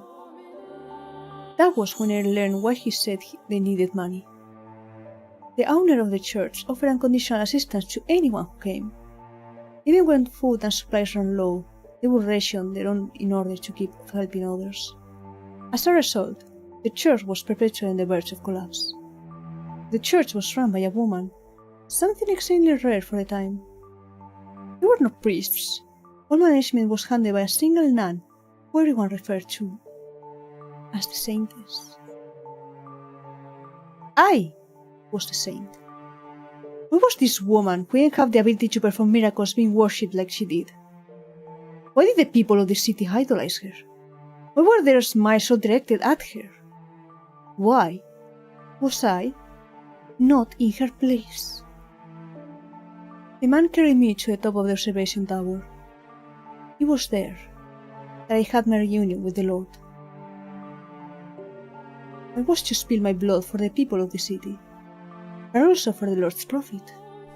He was not offering free aid, but selling it as medicine. He claimed it was a miracle elixir, telling no one that it was actually my blood. It was mixed with a beautiful red wine, and drinking it will cure you of any ailment. If they knew it was actually the blood of a witch, they would think it unclean. They would fear it.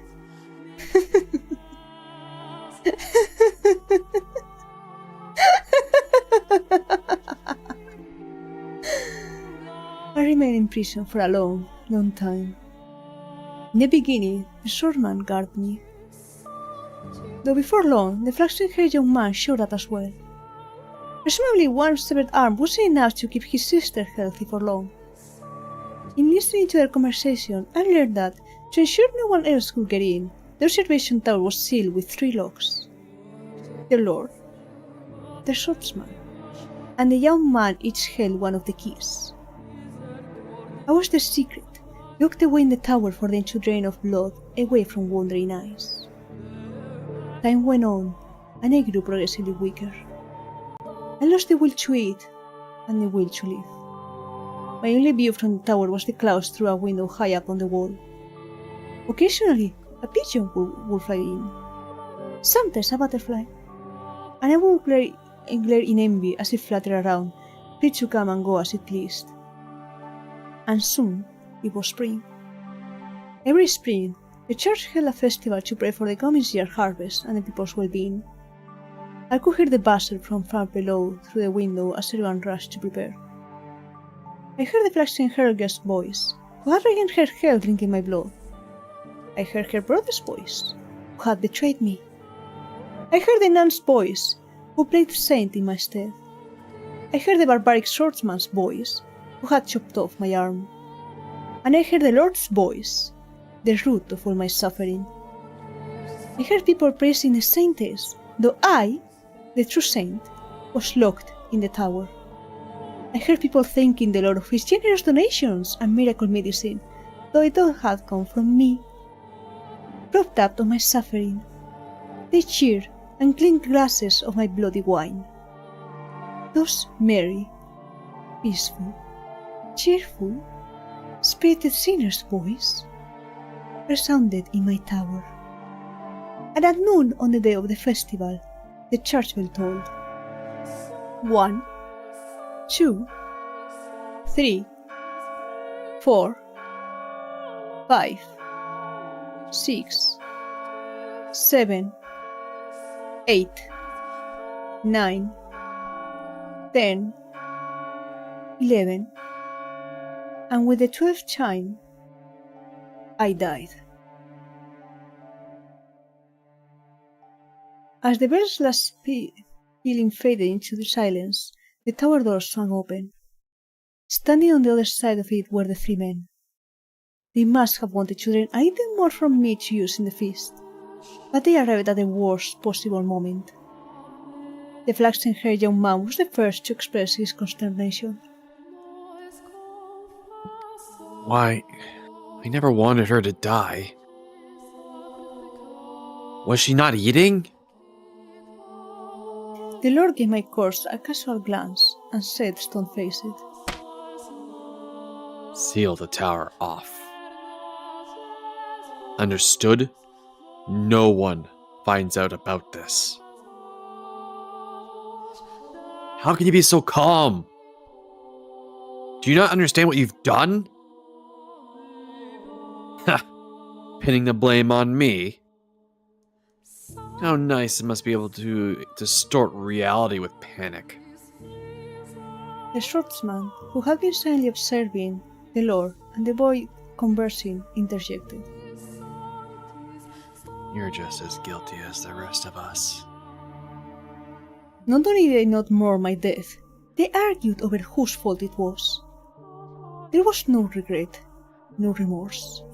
The young man muttered absent-mindedly, I never wanted her to die. What did his intentions matter, though? It was his betrayal that had ultimately tethered me to this mansion. But the fact that they didn't grieve my death, and instead squabbled among themselves like filthy rats, was the final straw. How could I not despise them? I don't believe I actually had the power to perform miracles when I was alive. It was all faith, the illusion of belief. I was neither a saint nor a witch. The blood wine was only effective because people placed their faith in the other saintess. I was only ever human. But then, in that moment, an actual miracle occurred. My father bestowed upon me his power. Or perhaps it was the devil who lent me his strength. I was looking down upon my own dead body, my own wretched self. There was nothing beautiful about the pile of bones I had become. I could almost smell the rotting flesh. That was once a saint? I laughed at the thought. It was absurd, ridiculous, and infuriating. They would pay. Those who had cast me into this hell, had mocked me, Who had done this to me? Who had made a witch out of me? Hatred coursed through me. Revulsion at everyone on this ground still smiling. They wouldn't know just whose dead shoulders their little party was resting upon. They wanted so badly to call me a witch. Then I wished I would be. I would kill them. Every last one of them. Place a curse on their souls. And so I made my wish. Most people might consider it a curse, but to me, it was most certainly a wish. And my father, or maybe the devil, granted that wish. In the garden, there rose a scream. The flaxen-haired young man knew that voice better than anyone.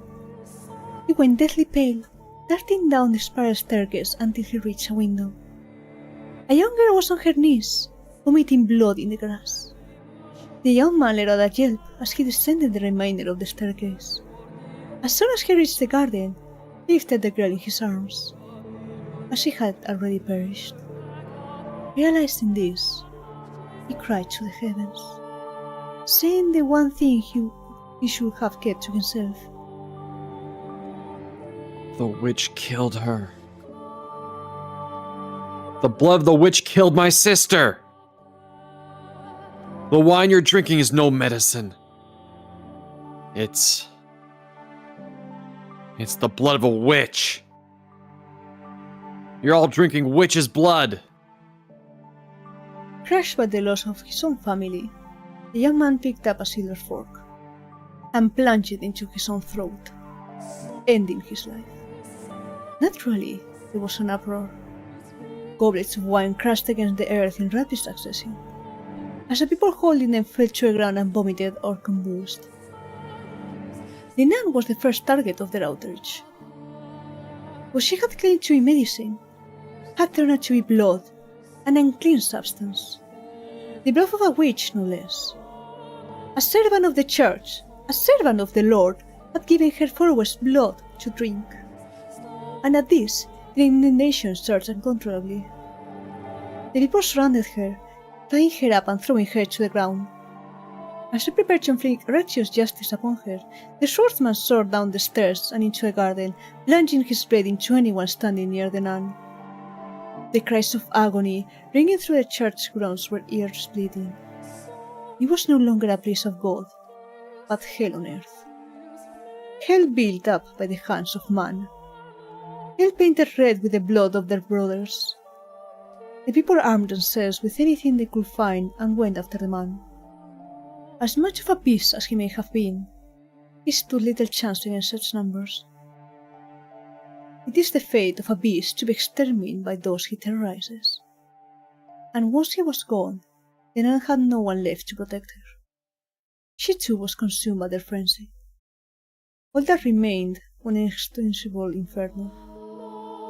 Hysteria and despair, madness and outrage, and no outlet for it. It was a revolt that made the slaves oppressed and the lost manor look like a game. Eventually, the rage found a new target, the Lord. It was only natural, for he was the true villain. He was the one who had given money and the witch's blood to a church. He was the one who had profited of it. And above all, people often resented those who stood above them, particularly in times of need, of unrest. The cities resounded with cries for the Lord's head, and he looked down upon it all from the safety of the observation tower. He could do nothing but watch as his domain burned. I can only imagine how painful it must have been. But before long, having seemingly made his peace, he began descending the spiral staircase. He opened the door at the bottom, revealing himself to his people.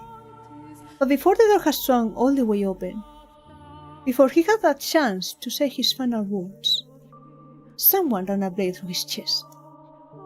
With that, the raging furor mostly settled down, but it was hardly the end of the destruction.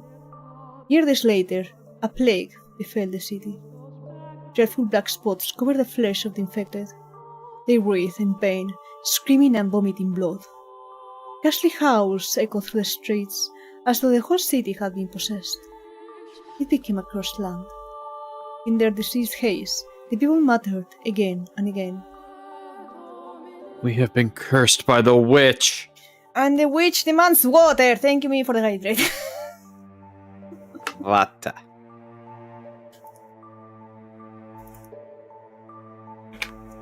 Let me see if I can open the window again. Aim, hell on earth. For real, I am not experiencing it. 100%.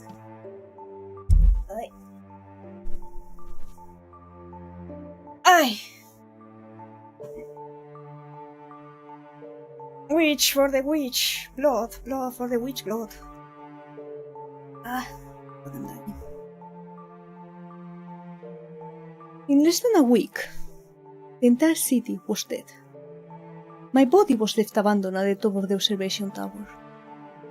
As if to seal the curse away, in their final days, the people shattered all the windows, wrapping the house in darkness.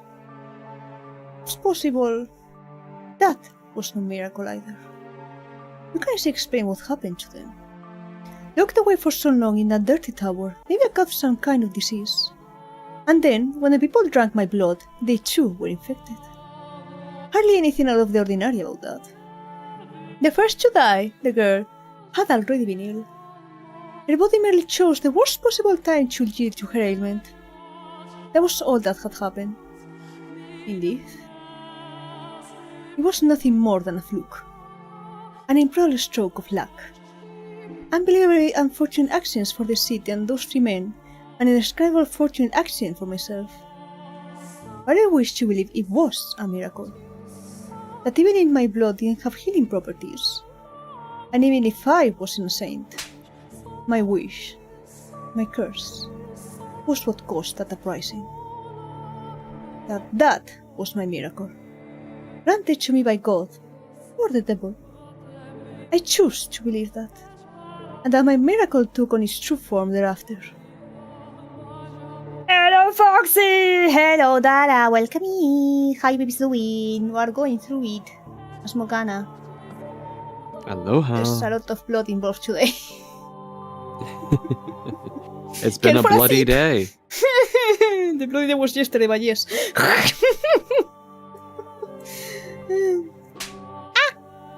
Check-in. My curse had brought death upon the 3 men. But for whatever reason, my rancor was far from sated. They had died. So what? This is but a transient agony. It's nothing compared to what I went through. So I made my next wish. I wish for the reconstruction. I wish eternal suffering on their souls. I wish to trap them in a never-ending cycle of pain and hatred. This was my wish for the flaxen-haired young man. He treasured his dear sister, and he desired a quiet life. So I wish for him to have just that.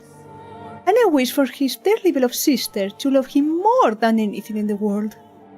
For his world to be destroyed by love gone too far. This was my wish for the beast-like man. He was conscious of his tendency for violence, and he yearned to be more human. So I had his inner beast toned up just a little. I saw to it that he would never be human, so he would never have the peace he so desired. My wish for the Lord was more straightforward. He seemed to have a great affection for wealth and authority, so I'm sure those were the only things he could ever have. Who needs love or friendship when you could be drowning in power? Once he had lost everything, solitude would be his only companion. Wishes can come true. As long as you always hold fast. Never stop wishing. Never surrender. They can come true. Eternal suffering on all their souls. An endless cycle of reconstruction and unavoidable tragedy. Tell me, my dear, do you sympathize with me? Will you curse them with me? Will you take my hand and revile them with me?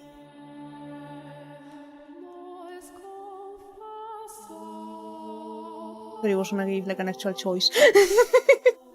You were gearing up. You were Like- ready. Let me save. Thank you. I don't trust thee.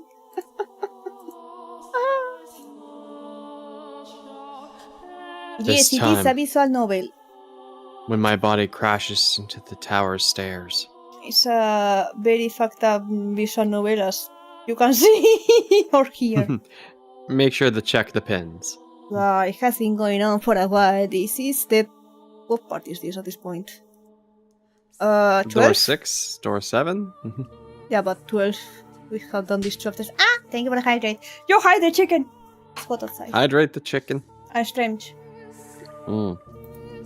Stretch the chicken. I stretch the leg, the chicken leg out real far. Ay! Ow. Ay.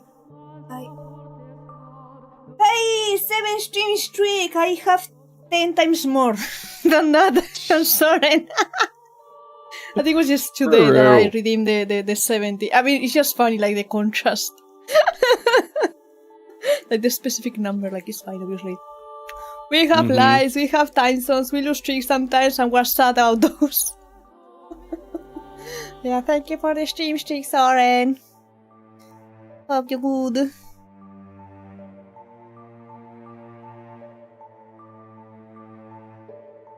I'm unable to make a noise. The obstruction is less mental and more physical. Pain is excruciating.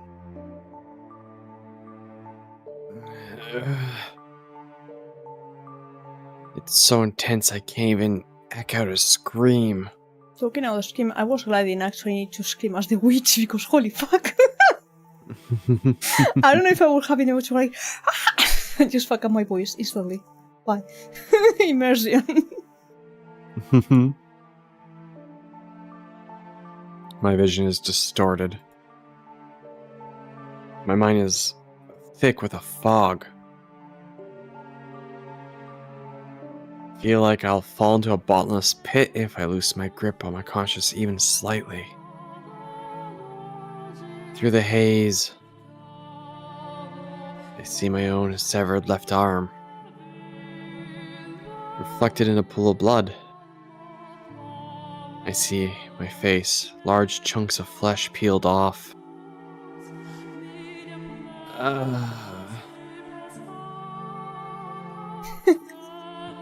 Look at you, trying to crawl up the stairs like a worm. How pathetic. It's like I'm looking at my old self. I can barely form a coherent thought. I can't lament her inhuman fate. I can't mourn for her. Be shocked by the revelation of 3 men and her history with them. Pain. It fills every corner of my mind. Every nook and cranny of my body. You figured out by now, haven't you, my dear? You never make it to me. It's not possible. It's not your fault. It's not because you're weak. There's simply no one who can bear this pain. You're allowed to give up, to rest. There's nothing wrong with that. The pain, the crushing weight, is miserable, isn't it? But all you have to do is turn back, and it will all go away.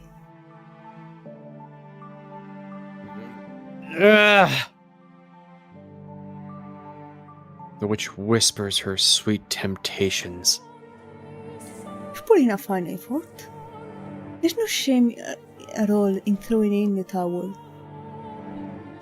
Her voice is soft, gentle, pleasant, and saccharine. On sweet defeat. If I do, it'll all go away. The searing pain spreading from my stump of a left arm. The sensation of being perpetually drained of my blood. The miserable solitude of staring at the door that never opens. The laughter I can hear through the window. My miserable wailing and the maddening hatred. I can end it all. That's right. It will all be over.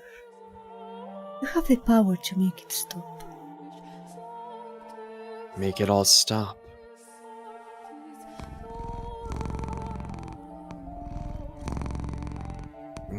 No! I can't let that happen. No. I have to get her back at my side. I'll do anything to take her back. Even if it means I end up 1,000 tiny scraps of meat. I will not give up on her for any reason. You won't, will you? Oh, such a beautiful resolve. Willing to sacrifice yourself to save the girl. Like a hero of legend. Or maybe a fairy tale prince. No. I'm no hero. I'm no prince. I'm a human. An ordinary man. I don't have any extraordinary potential. I'm not a courageous leader or a charismatic general. I'm just a regular man. In love with a regular woman. Who refuses to lose her. I don't need any other accomplishments. Only that. That's all I need. Because I'm just a regular man. My one act of resistance. It doesn't matter what you say. It doesn't matter how much you cut me up. Nothing changes what I have to do. I have to take her back. And set her free of this mansion, nothing else. And I will never back down on that.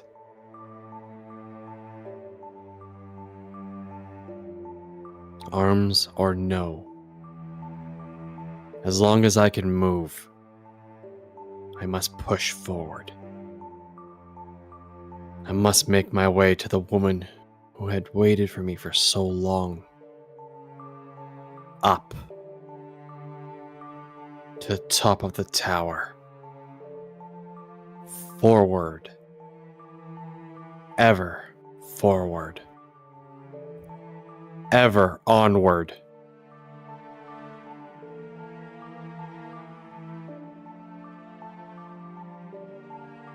Dragging my bloody body, paying the pain no mind. I once more arrive at top of the observation tower. I place my hand on the door, holding myself up with lacerated right arm. Take a moment to catch my breath. Then, lifting my head, I gaze into the void and shout her name. Morgana! I pity you. I truly do. You are a saint shackled with an unfathomable fate, and for that I am enraged. As I felt your pain, as I watched your life, I too felt burning hatred for those 3 men. If you truly feel that way, then why can't you stay here with me? We're all dead anyway. We've reached our ends. You honestly think there's anything more for us? There isn't. The end is the end. So what do you say, the 3 of us? Me, you, and Giselle. Torture the 3 of them and everyone they care about. Make them suffer here for eternity, in this house.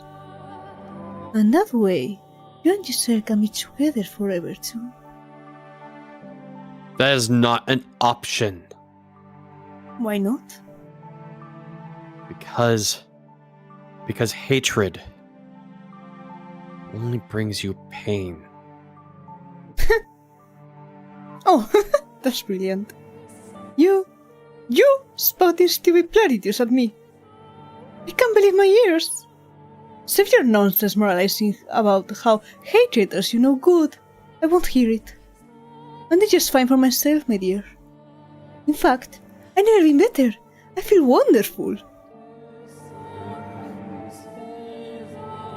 Do you think that will be enough to persuade me? Really? How disappointing. And here I thought you understood me. Morgana, Why don't you say what you really think? Go right on ahead. Hate him as much as you want. But keep me and Giselle out of it. Why didn't you say that?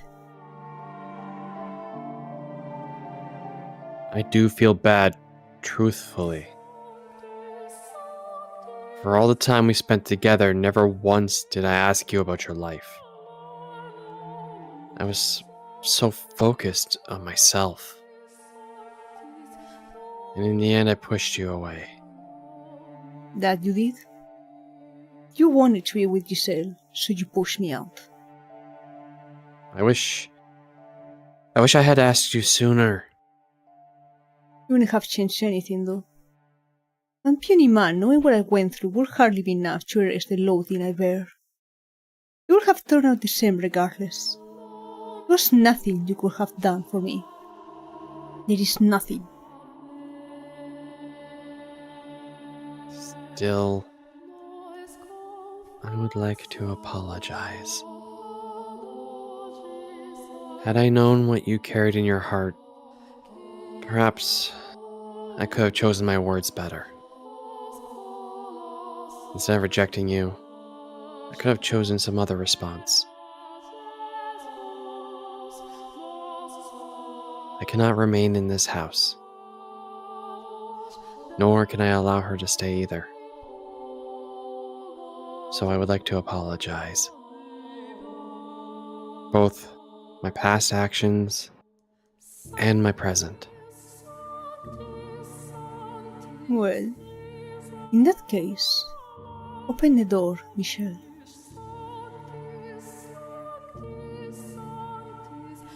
I take another moment to catch my breath. And then I gather my strength into the hand on the door. Blood seeps from my fingertips, slowly trickling down the rough surface. It reminds me of my death. I'm coming for you.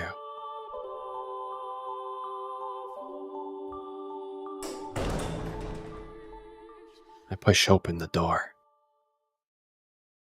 praying that it'll be the last. That beyond it lies light for Giselle.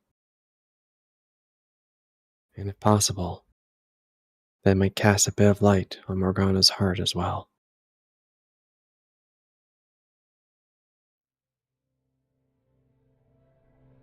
What?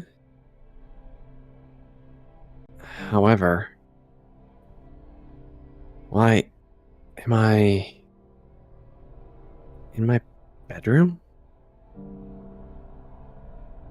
What I find behind the door is the last thing I expect. Huh? As she appears from the shadow of my chambers, I can't conceal my surprise.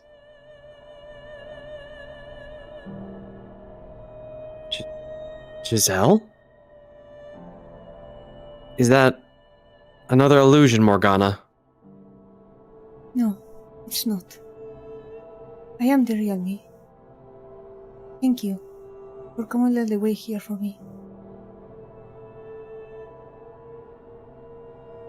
She's thanking me. So why isn't she smiling? That was very kind of courageous of you, Michelle. I'm deeply moved you would have such compassion not only for her, but for someone like me. But do you know what else you are? You are a worm!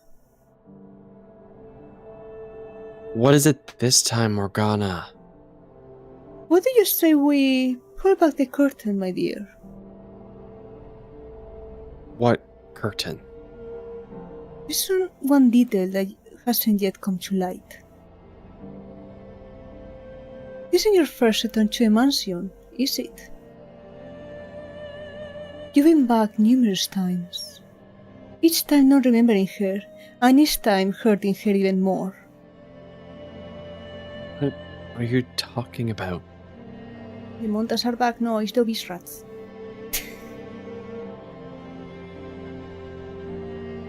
What am I talking about? Oh, you know good and well, my dear. Or do you honestly believe that all the other pieces were in their rightful places, and you alone were some exception? I never... Tell me, how was it? Living in so many different eras, not knowing who you were, and playing with all the different men. No. You're out of your mind. You make it sound like I was... Not like, my dear. You are the white-haired girl. Enough. How could anyone possibly confuse me with her? To tell you the truth, I couldn't see you as anyone else. Your white hair, red eyes, porcelain skin, and your name. Tell me, what about you isn't the same? We are not the same person. I'm a... I saw the letter. What? The one you had hidden. No. I didn't think that was worth mentioning. No. Giselle, I didn't mean... You're exactly right, my dear Giselle. He deceived you. He kept a very important secret from you. Despite showing up before you multiple times, he cast you aside, again and again. No. No, that wasn't me, it wasn't... It all makes sense now. Nothing you ever did was for me. Giselle, I... Go on, Giselle. Tell him exactly how you feel. Michelle. Don't. Please, don't. Don't say it. Not that, please, I'm begging you. You are... Stop. Please don't, Giselle. not actually. Please. Don't say it! A man at all. Are you?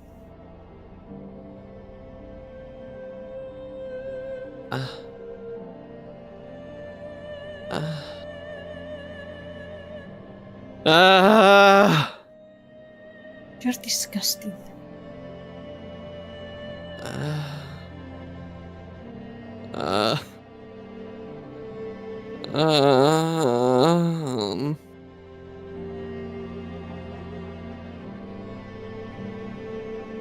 You're the only one it could have been, my dear. The only one who could have been the white-haired girl. The next moment, my whole world comes tumbling down. I could have been born anything. Losing my arm, having my face torn off. Any amount of pain, I could have handled it. For you, I could have done it. But this, hearing those words coming from your mouth, be rejected by you, that I cannot. Those words, they bury me alive. And you're the one person I never wanted to hear them from.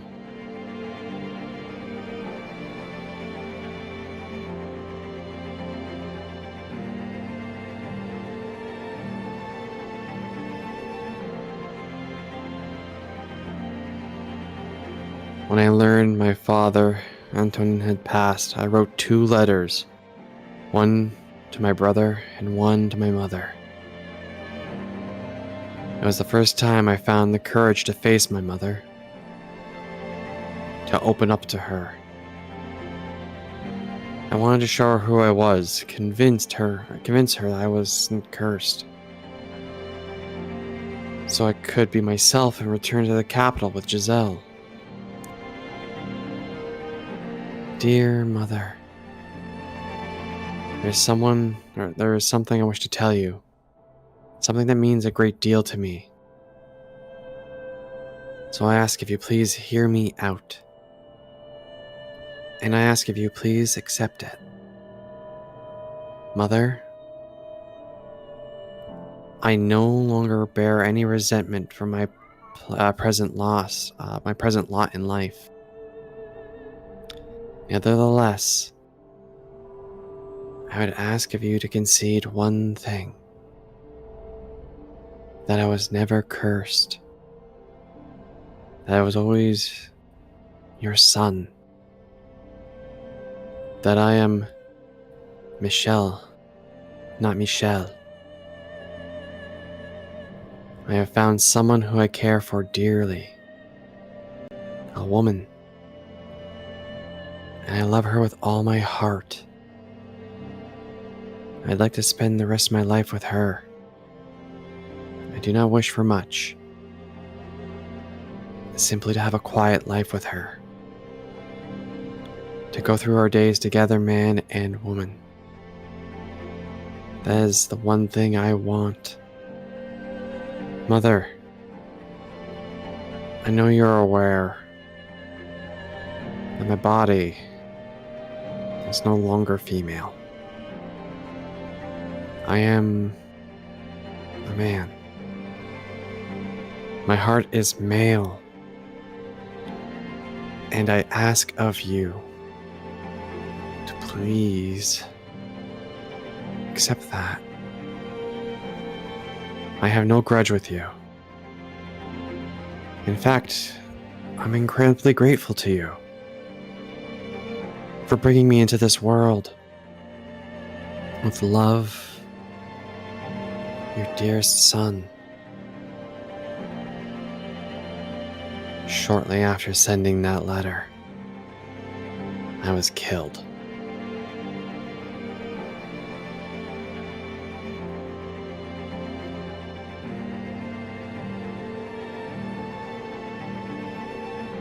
I'm dragged down, against my will, into the darkness.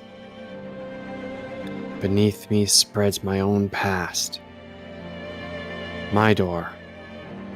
The door I swore never to open. But despite all my effort to resist, the door sucks me in. In a world I never wanted to see again, a history I never wanted revealed. A past I never wanted anyone to see. Nevertheless, the door opens.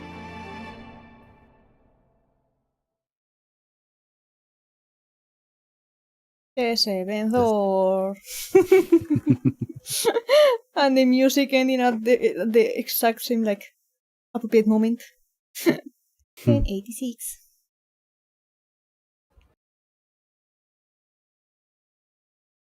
Thoughts?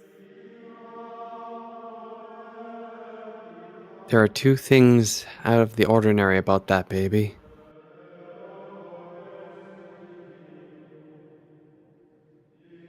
The first, its parents embraced, and the second, wholly rejected. Although, it was some time before the baby's second peculiarities emerged. And until it finally did, no one was any wiser. Not even the child itself. Its mother surely enjoyed that brief period of happiness before her child finally realized the truth. Blind to the fact that the moment that it let out its first cry, everything came crashing down. To this day, she still doesn't know the child she gave birth to. That she set loose a curse upon the world. A curse that turned angels into demons, humans into witches.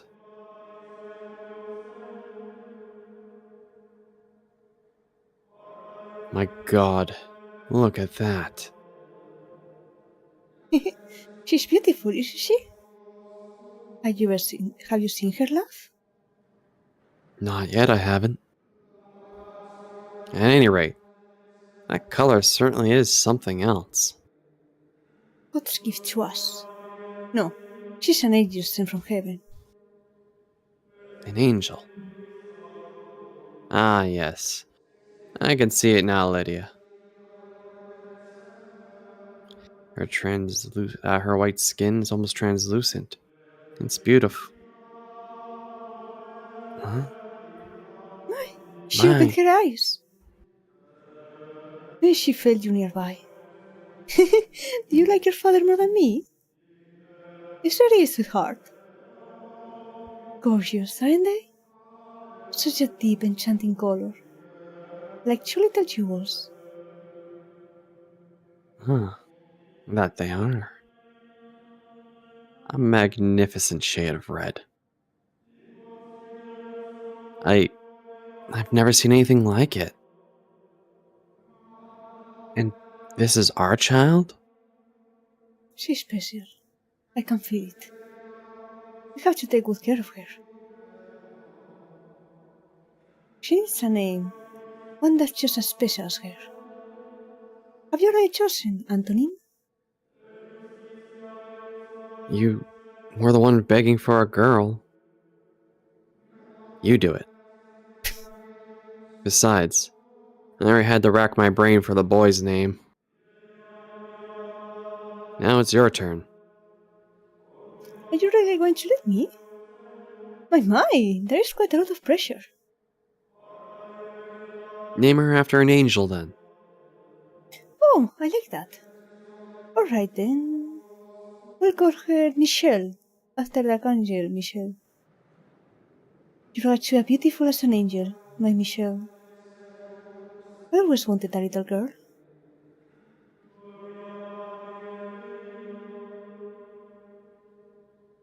With her snowy white hair, skin so pale you can see the veins beneath it, and her ruby eyes. She was a very peculiar looking little girl, and her mother showered her with love. She truly believed her daughter was an angel sent from above, born as a human child. The blessed babe, born a girl, was given an angel's name.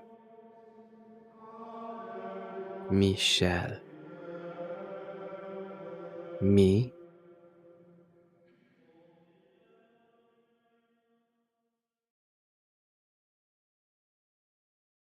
Checkmate.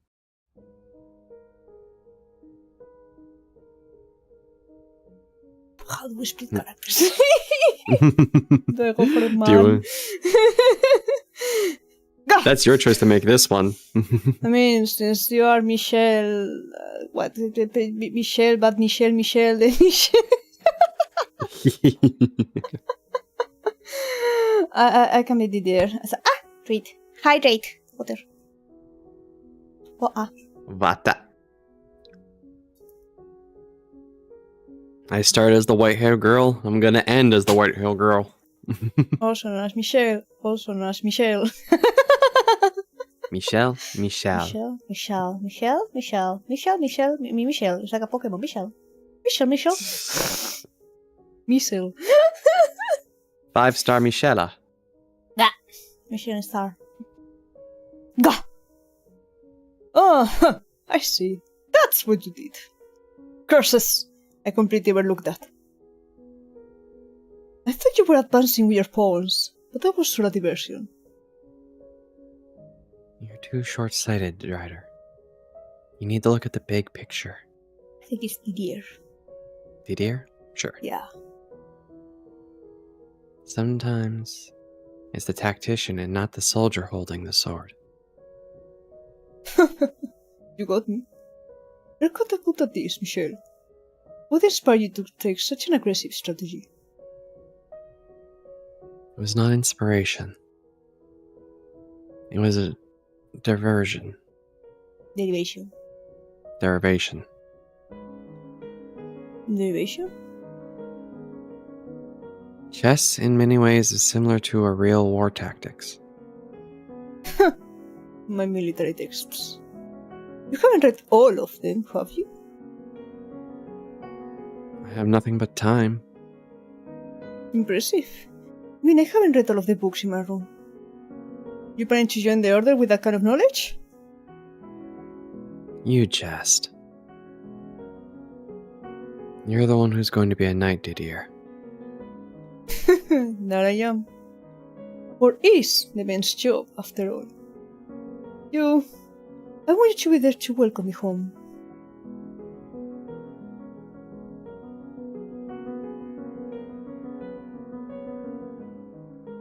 Do I also Do you want me to become grab- or Ah, I don't know how many I people can- I don't know, but you know what? I'll grab this one and we'll hope for the best. Okay. Didier! Oh, Didier! I'm in a bit of a bind. Oh. Hello there, Michelle. I didn't know you were home, George. Just got back, yep. Oh ho ho, playing chess again, are ya? Let's see, what do we have here? Get away from the board. Yikes! You got trounced, huh? And you call yourself her big brother.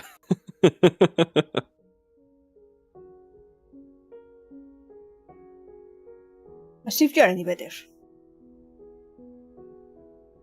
That's not funny, George. I cannot approve of someone who can't keep up with the flow of battle becoming a knight. Damn. She's kind of calling you dumb. But you know what? At least this white-haired girl's not the one we want to push down the goddamn flight of stairs. Maybe because, it's not the actual real, I mean, she's a white-haired girl, but she's not I'm sorry, the Canadian one. You know what? Fuck you.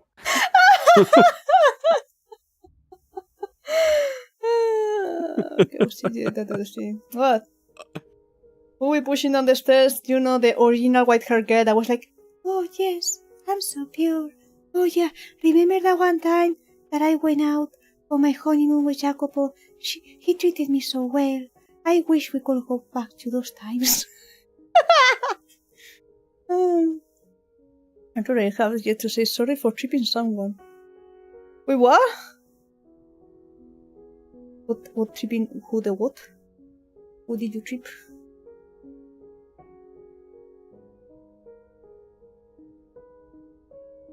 Given our family rank, you would eventually put in charge of other soldiers. I'm Canadian like chick. True. Hey, you can bond together by being Canadian and saying sorry constantly. Sorry. Bro.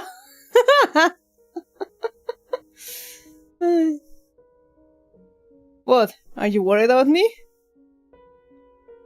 No, I'm saying... I've been blessed with such a caring sister. But fear not. I have a guardian angel after all. Where's the logic in that? Sorry to interrupt your, moment, but... Does no one listen to me? No, don't pout. So, what seems to be the problem, George? Yes, listen to this. The royal court is holding a swordsmanship show. And for some reason, I was selected to participate. How unfortunate for you. I can't see you on the ground sobbing. Hey now, that's just mean. Besides, my hands weren't meant to hold a sword. They were meant to hold a woman. I swear to fucking God, if he says that, I'm leaving the call. Look at these dainty fingers. Okay, so no for now. He's just weak. They're covered in calluses. Dainty calluses. For a dainty lady like me. Tell me, why would they have an artist sword fight? That's the whole point, I would think. No need to get so worked up. No one is expecting you to win. Maybe not, but we do have a name to worry about. And you know what that means, don't you? I'm gonna lose, that's a given. But I want to do it in style. I feel bad for your sword. Oh, don't be like that. Now, come on, time's a-wasting. To the courtyard we go. Just so you know, if I train you, I'm going to train you right. All I want to know is how to look good.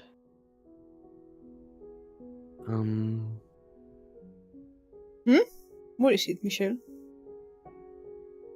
May I watch? Fine with me, but you know you can't go outside. I'll be watching from the hall. I can open one of the windows facing the courtyard. Still, you need to be careful. You can't spend too much time in the sun. I know.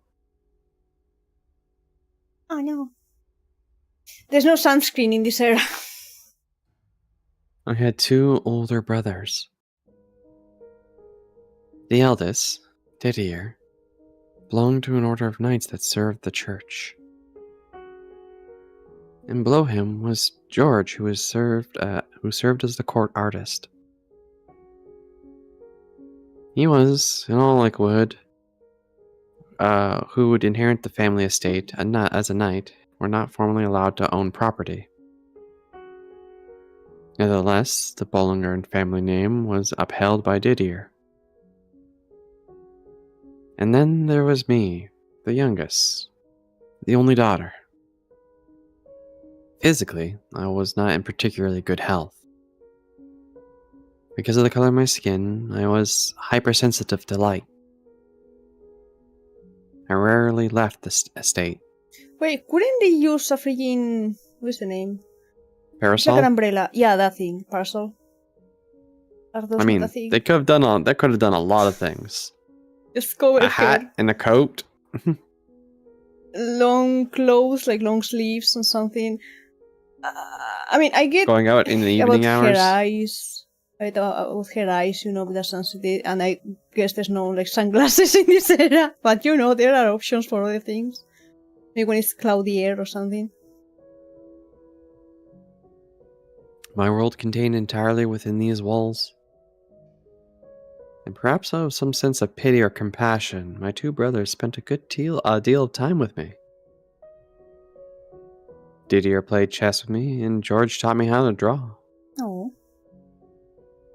And among other things, he taught me how to read and write. For a girl, I was incredibly fortunate. Wait, what about the parents though? This is an anime, there is no parents.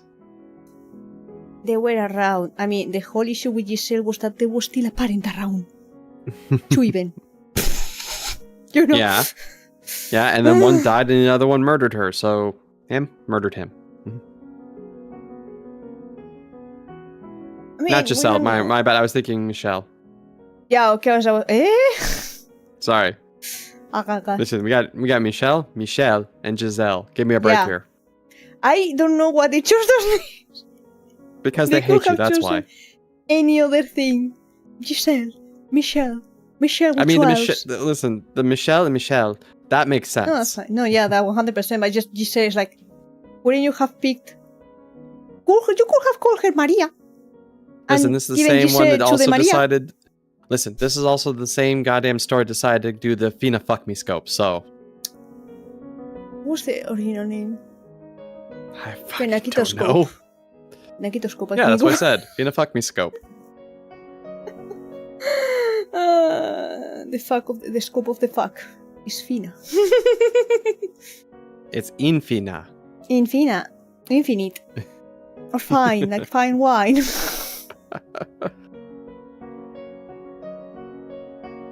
The one thing I wasn't allowed to do though was hold a sword. Just touch it. Well, hardly anything unusual. It bothered me deeply. And if I had as long as I could remember, if I had been told I couldn't do it because I lacked the strength, I probably would have accepted it. But the reason was not that I was weak, but it was I was a girl. And with each passing year, the smoldering frustration in the back of my heart grew larger. Come on, put your back into it. But like I said, I just wanted to put on a good show. Then get naked.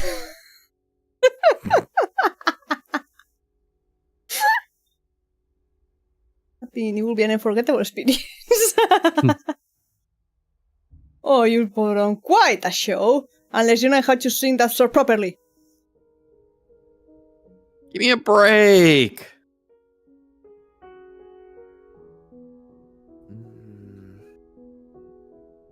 Out in the garden, my two brothers traded swings bare-chested. All I can do though was observe from afar. And every time I found myself forced to watch, I felt a sharp pain like a needle piercing my chest. A needle that seemed to be growing ever thicker. My mother and my brothers loved me dearly, but didn't change the fact that the outside world lay beyond my reach. I was trapped in the estate by my own body. At first, I thought it was the root of my pain. But the answer seemed to contradict something inside me, something I couldn't explain. Something I couldn't ignore even as a child. So I searched within myself, trying to find an explanation for the constantly swelling sensation of wrongness inside of me. Day after day, I gazed at the cavern of my own heart. My. Now, what are the two of them doing out there? George was asked to do swordsmanship show at the royal court, so Didier is helping him. Swordmanship? I just can't stand those shows. They're so dangerous. I can watch people swinging them at each other. But Mom, will you come back to your room with me, Michelle? I would love to teach you how to sew. But Mom, I want to watch them practice. Michelle? First of all, you need to watch how you speak, young lady. You don't call me Mom, you call me Mother. This is what happens when you spend so much time around boys. As your mother, I don't approve of you playing chess or making up. What the fuck is she supposed to do then? So I guess apparently. so. But until this point, apparently she doesn't know how. Strange. I probably didn't want her to read. Just stare at a wall, I guess. Wants the paint dry, but wait, no, she can't paint, never mind. Watch others paint? A woman has no need for such skills. They will only make you look insolent. What? I want you to grow up to be a respectable woman. That is my job and my dream as your mother. Now, come. I would rather you looked at some fine embroidery with me than a couple of sweaty men. Yes, Mother. But I want to be also a sweetie man. You're my little girl after all. Spending time with my mother was agonizing. Was it because of her world was so isolated? No, that wasn't it. Her gentle voice, the sweet scent of her perfume, the way she constantly told me how much she loved me, and her diatribe about how wonderful it is to be a girl. Everything she did put so much pressure on me. But above all, she loved to say, "You're my little girl after all." And there's nothing strange about that at all. Every time I looked in the mirror, I saw a daughter of a noble. That's who I was. The only thing wrong was how I felt. But every time I faced the reality of who I was, my heart wavered. I had no intention of learning to embroider. I didn't understand why it was necessary. I knew what purpose it served. Everything she taught me I would need if I was to wed off to some noble boy, and it was my responsibility to learn those things. It didn't feel right, though. I couldn't even accept the fact that one day I would be married. It was an ominous shadow lurking in the future. I would have preferred ravaging the books of Didier's room than having a conversation with my mother. Tales of hero of old and dauntless soldiers. Military texts written by tacticians in the midst of war. Thinking about them set my heart aflutter and made me think about my brother. He was training to be a knight. I envisioned armor flecked with rust, a long sword gleaming with the blood of savages.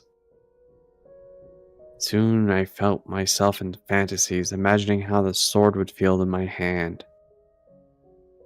The sensation of the hilt beneath my fingers, swinging gallantly like my brother. How heavy was it? How much muscle would I need to carry it? How much impact would I feel in my hand when I struck something? How restricted would my vision be wearing a helmet? How much did it weigh? How hot was it inside? I had no way of answering any of those questions, though.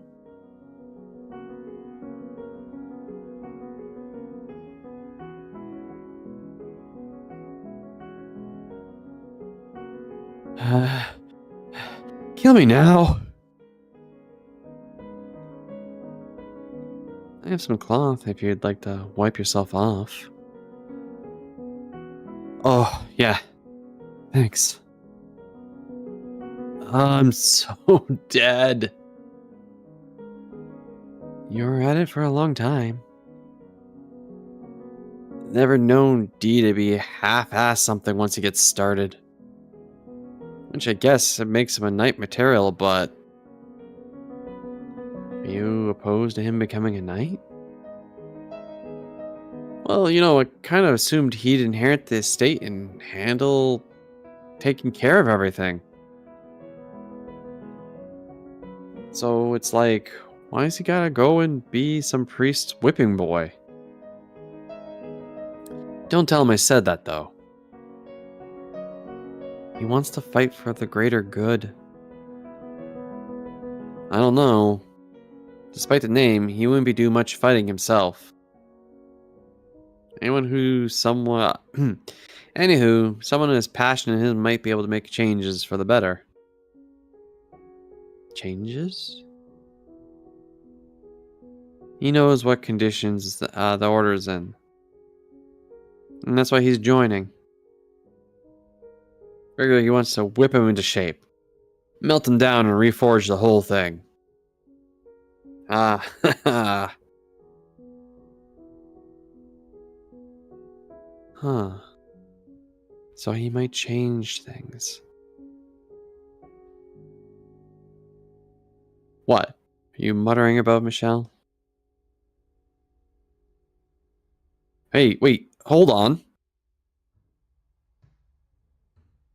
The pain I felt in my chest when I smelled the sweat emanating from George's body. When I looked at the slender but distinctly male build, I was convinced it was admiration. Did I want to become a knight too? Maybe the discomfort I felt was I wanted to be like him? Would it all go away if I were able to change the rules and can join the order as well? I was positive it would. Alright, let's give it a little bit of a pause here and I'll be right back. Yeah? Okay. Yeah. Okay. We stretch and we water. Yes, strange and water, and I'll be back shortly. Okay. Chicken has fled the coop. It's time for invasion.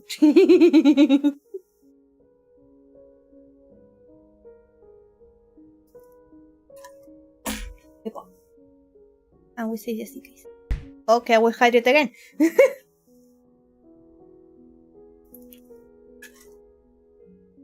I had this water bottle full.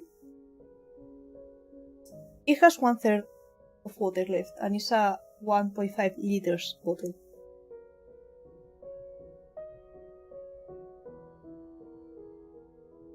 Water your plants, water your cats, water your chickens. Arson may happen accidentally, 100%. Accidentally, yeah, 100%. Yeah. We're not letting things on fire. We're not roasting the chicken while he's not looking. Say it when you start a roll. What do you think? It's hot as fuck in here, Mimi. It's hot as fuck in here. And the less water there is, the easier it is to get warm. I mean, I would put on the fan, but you know, that wouldn't make much of a difference. I mean, it would, but I don't want the freaking fan to hit the mic. You need a fan or AC. I have a fan. I just don't put it on while I'm streaming because I don't like the noise. I could filter it out, but it will make my voice sound more robotic in turn. And I care about the quality. More than my own well-being, I care about quality. If I die, so be it. I would die in style.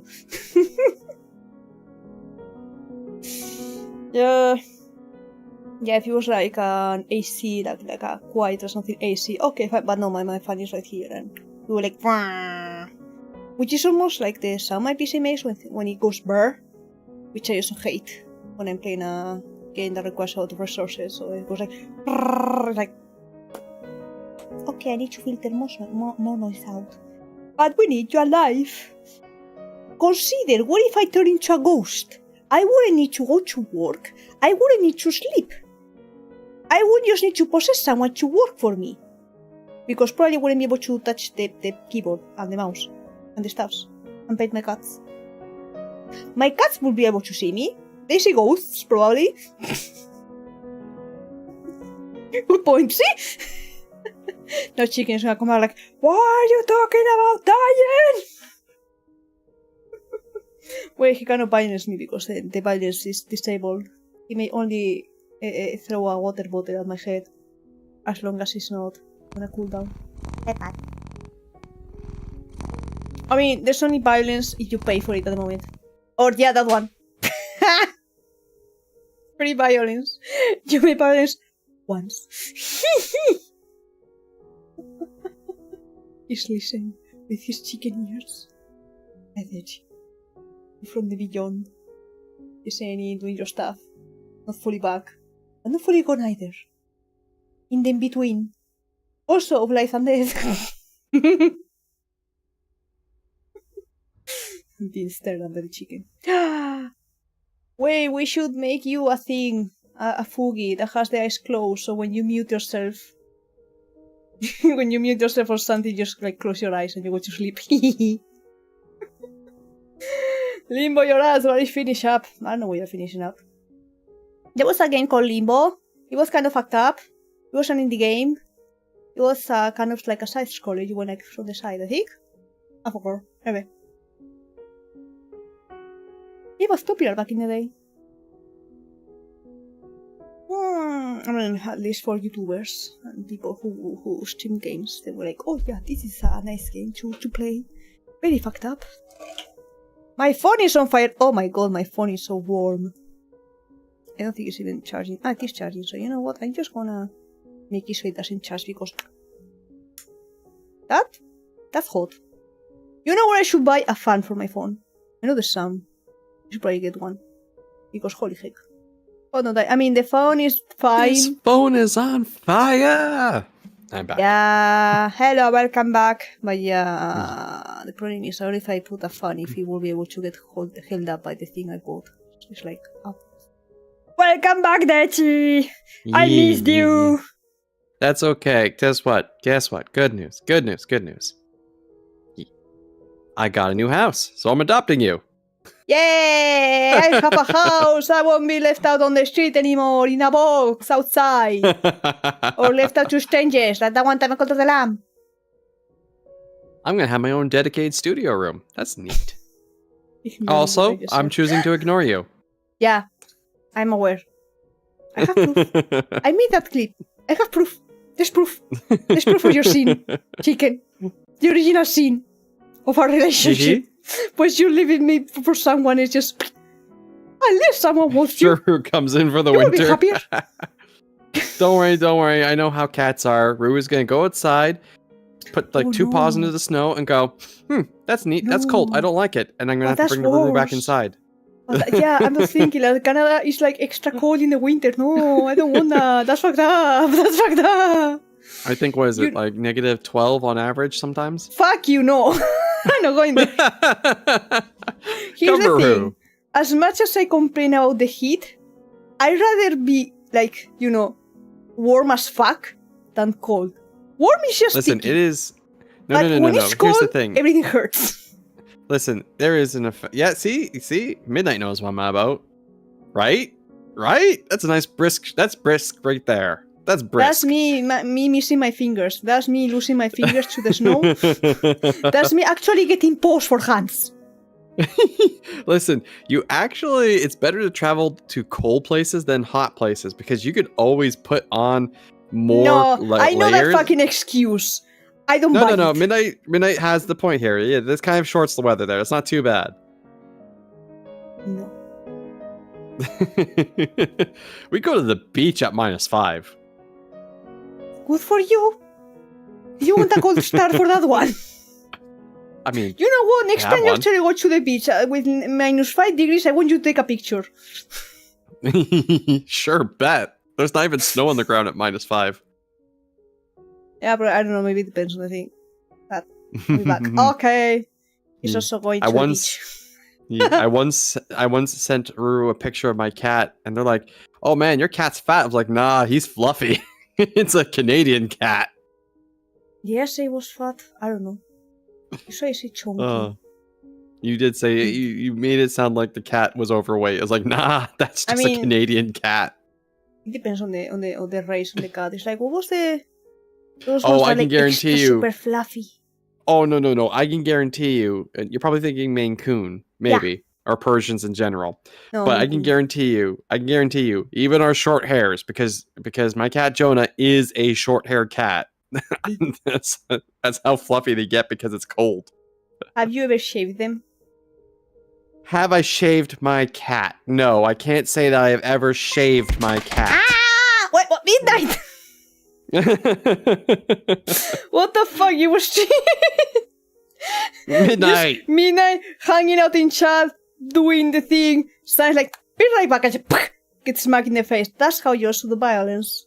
Hello. Aloha. Alright, do the thing. But the thing, welcome Raiders, the Panru and Stardust. I don't have an intro because YOLO. I am playing a visual novel with my friend El Dechi here. And it's kind of fucked up. But hey, it's fine. It's fun. We play many things around here. I also do art. My model is mine. I did it with my little paws. One time. On occasion. Yeah, I work on things. They do art. They do karaoke. They play lots of games. You have a better Follow the cat. I mean, they have heard your words. Thank you for the follow. Also follow the Teehee. chicken. Follow the chicken. The chicken is very nice. Bah. Follow. Trust me. Bah. Trust me. That's what. Ow! Hang on so Ah. much. Yeah, thank you for the follow. No. Follow This is follow. your. Don't worry about it. This is your rating. Yeah, Welcome but we're on, here in together. Raiders. We are excited, elated to have you here with us. What We're were gonna you doing trauma bond besides together. hanging out in freaking chat midnight? Zelda, The Legend of Zelda, The Wind Waker. Ooh. Oh, Ruru, may I Yeah? take the floor for a half second here? Because I have a Sure. story about the Wind Waker. Sure, go ahead. Okay. So, for those coming on in within the raid, I have a story with the Wind Waker because the Wind Waker is near and dear to my heart for how it traumatized me as a small chick. Hey, trauma bonding in thing with this Trauma with this bombing. stream. So, here's little Eldechi, little chick Eldechi going through for the first time Wind Waker. And I make it all the way to the Deku tree.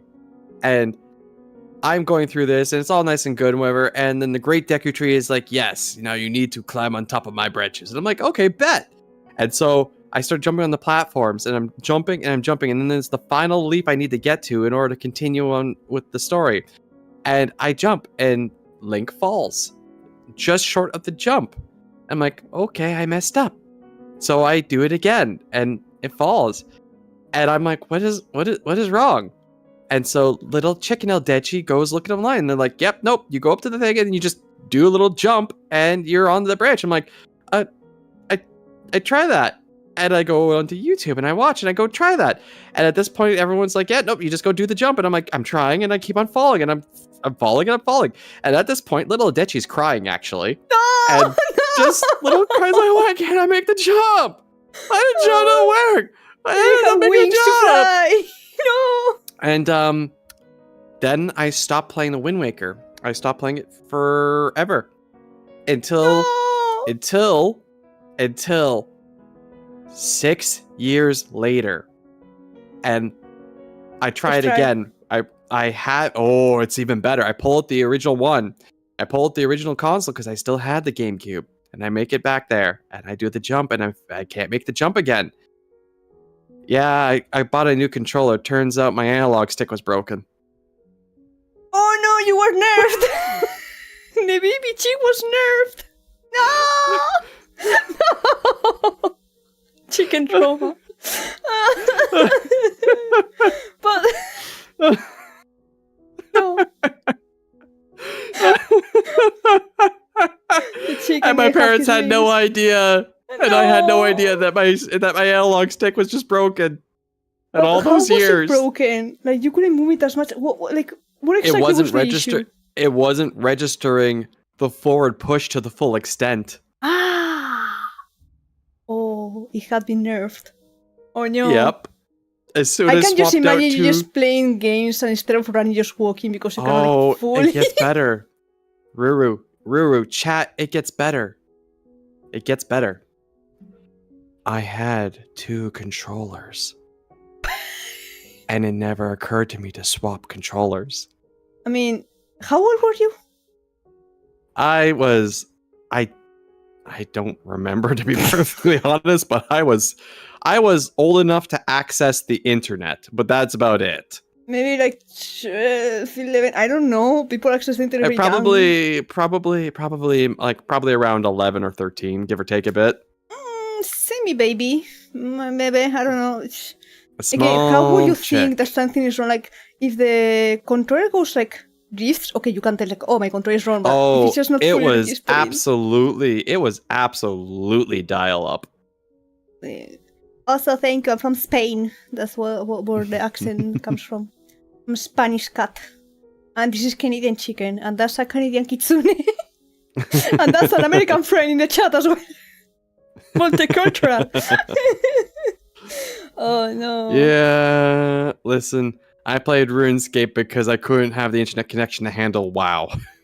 Oh, I'm just on the internet. I mean, aren't we all? You say that to 2 professional internet clowns. Well, I guess you're also an internet clown too. Welcome to the club. Yeah. I've seen an arbor from New Zealand. European! Oh my god. Oh no, you're in trouble. Oh my god. Grim, run! Grim, run! No. The cat's after you. Come back! I just work here. I also work here in Europe. Yay! Yay! European peeps! Yay! Peeps that are not in a stupid time zone. Again, I'm glad that with chicken I have like 6 hours. Yeah, we have barbecue. First off, Australia. Wait, no, I'm stupid then. yes. I don't know things. Disregard what I You're just said. South Australia. Ah! Now I'm just remembering dial-up sounds because that was written into my soul. Your chicken soul. Wait, then you're ahead of me. Then what time is it for you? I guess. You're in the future. I'm mistaken again. I don't know time zones. I just see something that is not America. It's like, that must be Europe. Teehee. Oopsies. But yeah, Eto, get snack, get water, get a fan. I'm dying. Oh my god, I'm dying so much. And once you have those, sit back, relax, and let us tell you a dark story and trauma bond. Yeah, I mean, right now it's not that bad. We're going through a chill, more or less time, so there was so much blood earlier. There was a 7:30 lot of a.m. blood. Saturday. Are you a night owl? You must be a night owl. That is a time zone. That is early. I know now what my friends feel when I go to work in the morning and I tune in their chats when it's my 9 a.m. and it's like late at night for them. You did I did say indeed say he'd be back. I know. I was expecting a raid. Thank you. I mean, Midnight is familiar with the story at this point, right? With the beast rats, most of all. Mostly the beast rats. In the 16 hours or so hours behind us. I mean, that Man, tracks. time zones are a thing. Yeah, they are. They were on the world. Did you know that, chicken? No, you're familiar with the story. world. Around the world, around the world. Yeah, Midnight has been around here for a long time. And he remembers the obese rats very clearly. This is why I don't pay attention to time zones. Wait, why specifically? Because there's so many. Yeah. It's a pain when you want to collab with people and they are on the other freaking time, on the other side of the world. Like, maybe I'm not. It's possible. It's possible. Hey, Ruru, remember how you said though I couldn't violence you? You want to see a thing? Beats. Should be able to do that way. Let's see. You don't dare. Damn it. Never What were mind. you trying to do? It depends on how you had your hydrate routine set up. That could have had a bunch of water balls chucked at your head. This, you know, Henrix is the reason why there's a timer for the hydrate. I learned my lesson before I was affiliate. Henrix will just spam it on Mocha. So Mocha put a timer.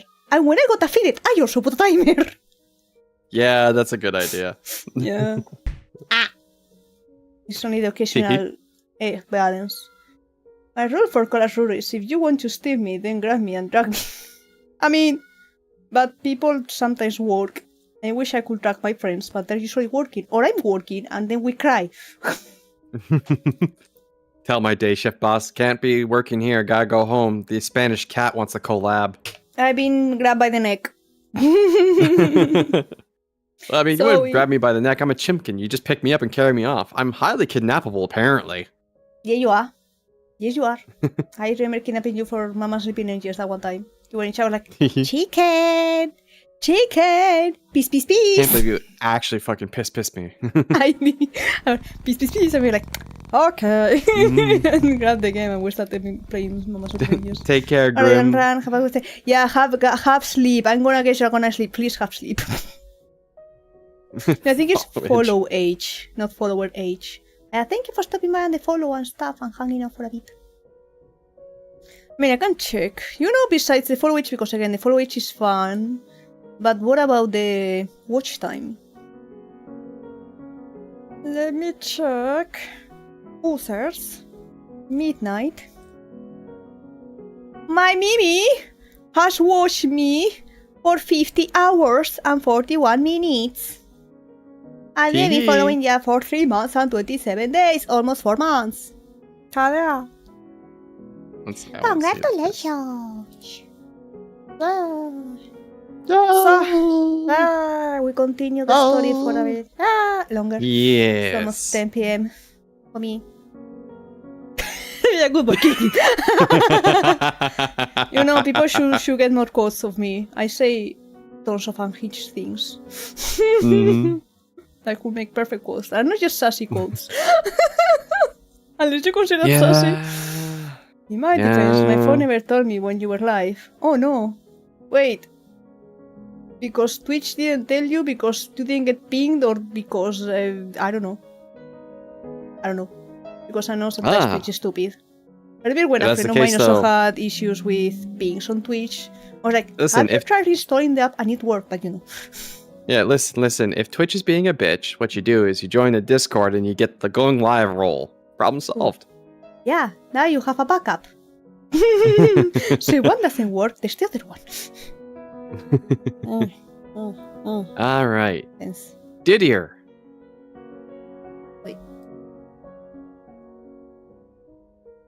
Michelle, hold on. You can't come barging into my room unannounced. This is a man's room, for fuck's sake. I'm trying to change. We need to talk. Yes, I'm good. I said stop. You're a girl.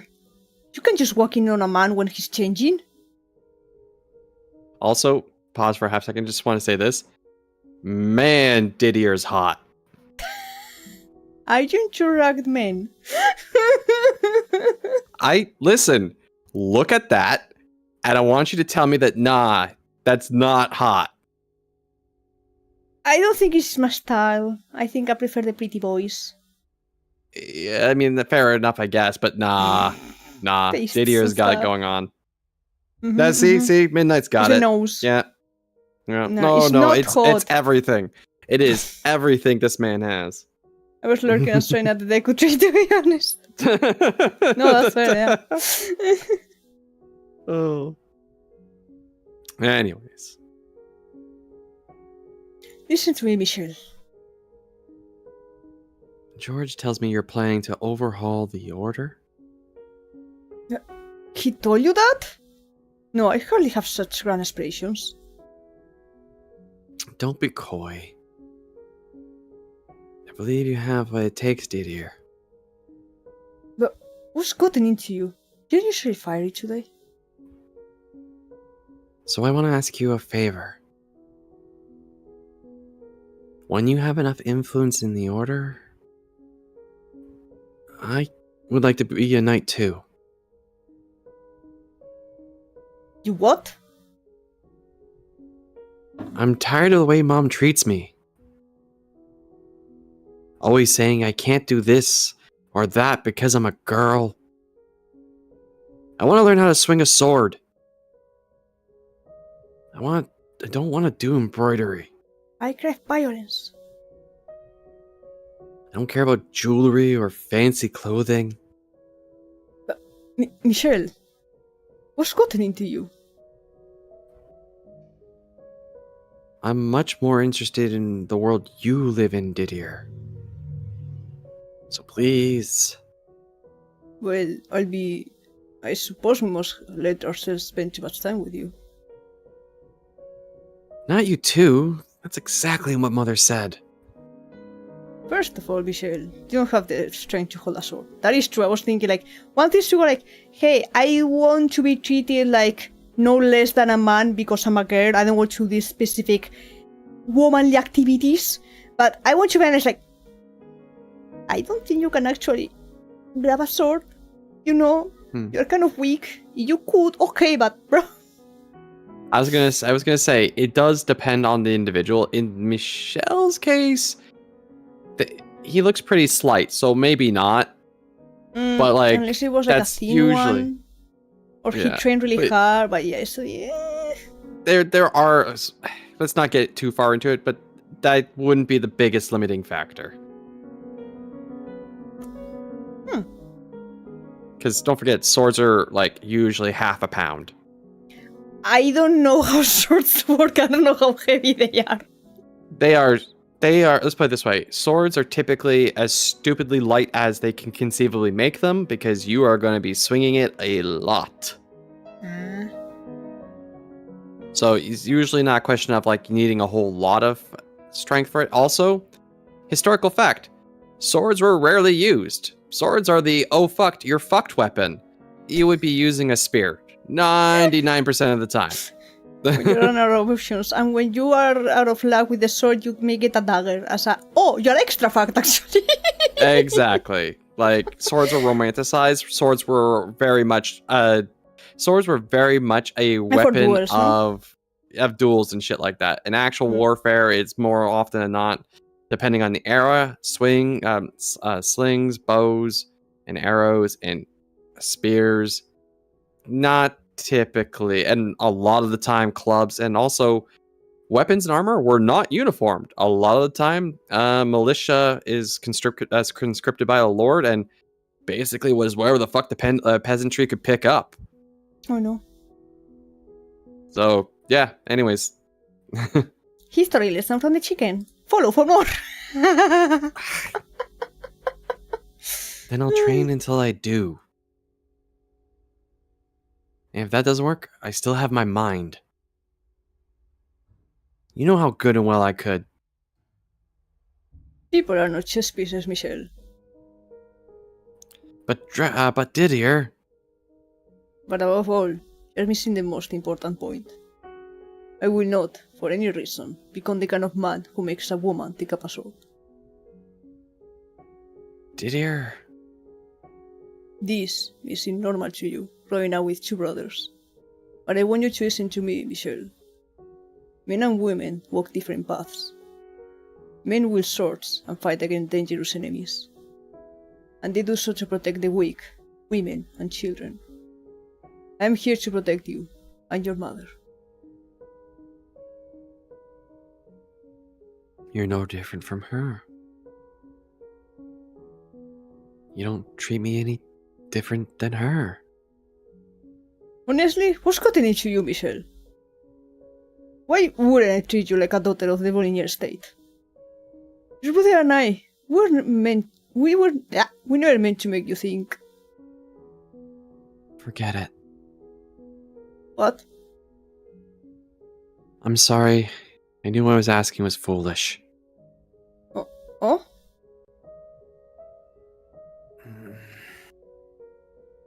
I thought you would understand how I feel. Even just a little bit. What was I expecting him to understand? Even I didn't understand the things I felt. I wanted to know what had gotten into me for as far more than he did. What I had done was no better than throwing a temper tantrum. What was I desperate to become? A knight? No. I just thought that was the key to the chains my heart laid down the road, but ultimately, there was nothing. Assuming Didier had agreed, and assuming I did become a knight, I wouldn't have done anything for my core problem. As I dashed from my brother's room, I snuck a peek at him. His face was filled with intense perplexity. And how could I blame him? I had tried to push a dozen different ideals into him at once. I filled myself with vain hope that he would somehow able to make sense of me when I couldn't even make sense of myself. And now, bubbling with unwarranted anger at being let down, I fled to my own chambers. I can only imagine how frustrating that must have been for him.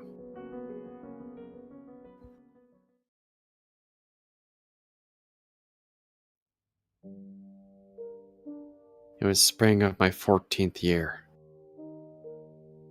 Heavy clouds filled the sky, blocking out the sun and giving the impression of late evening all throughout the day. I, for one, preferred it when the sun wasn't out. I wonder why. Like, Vampire! I thought it was a given. Not that the sunlight would kill me.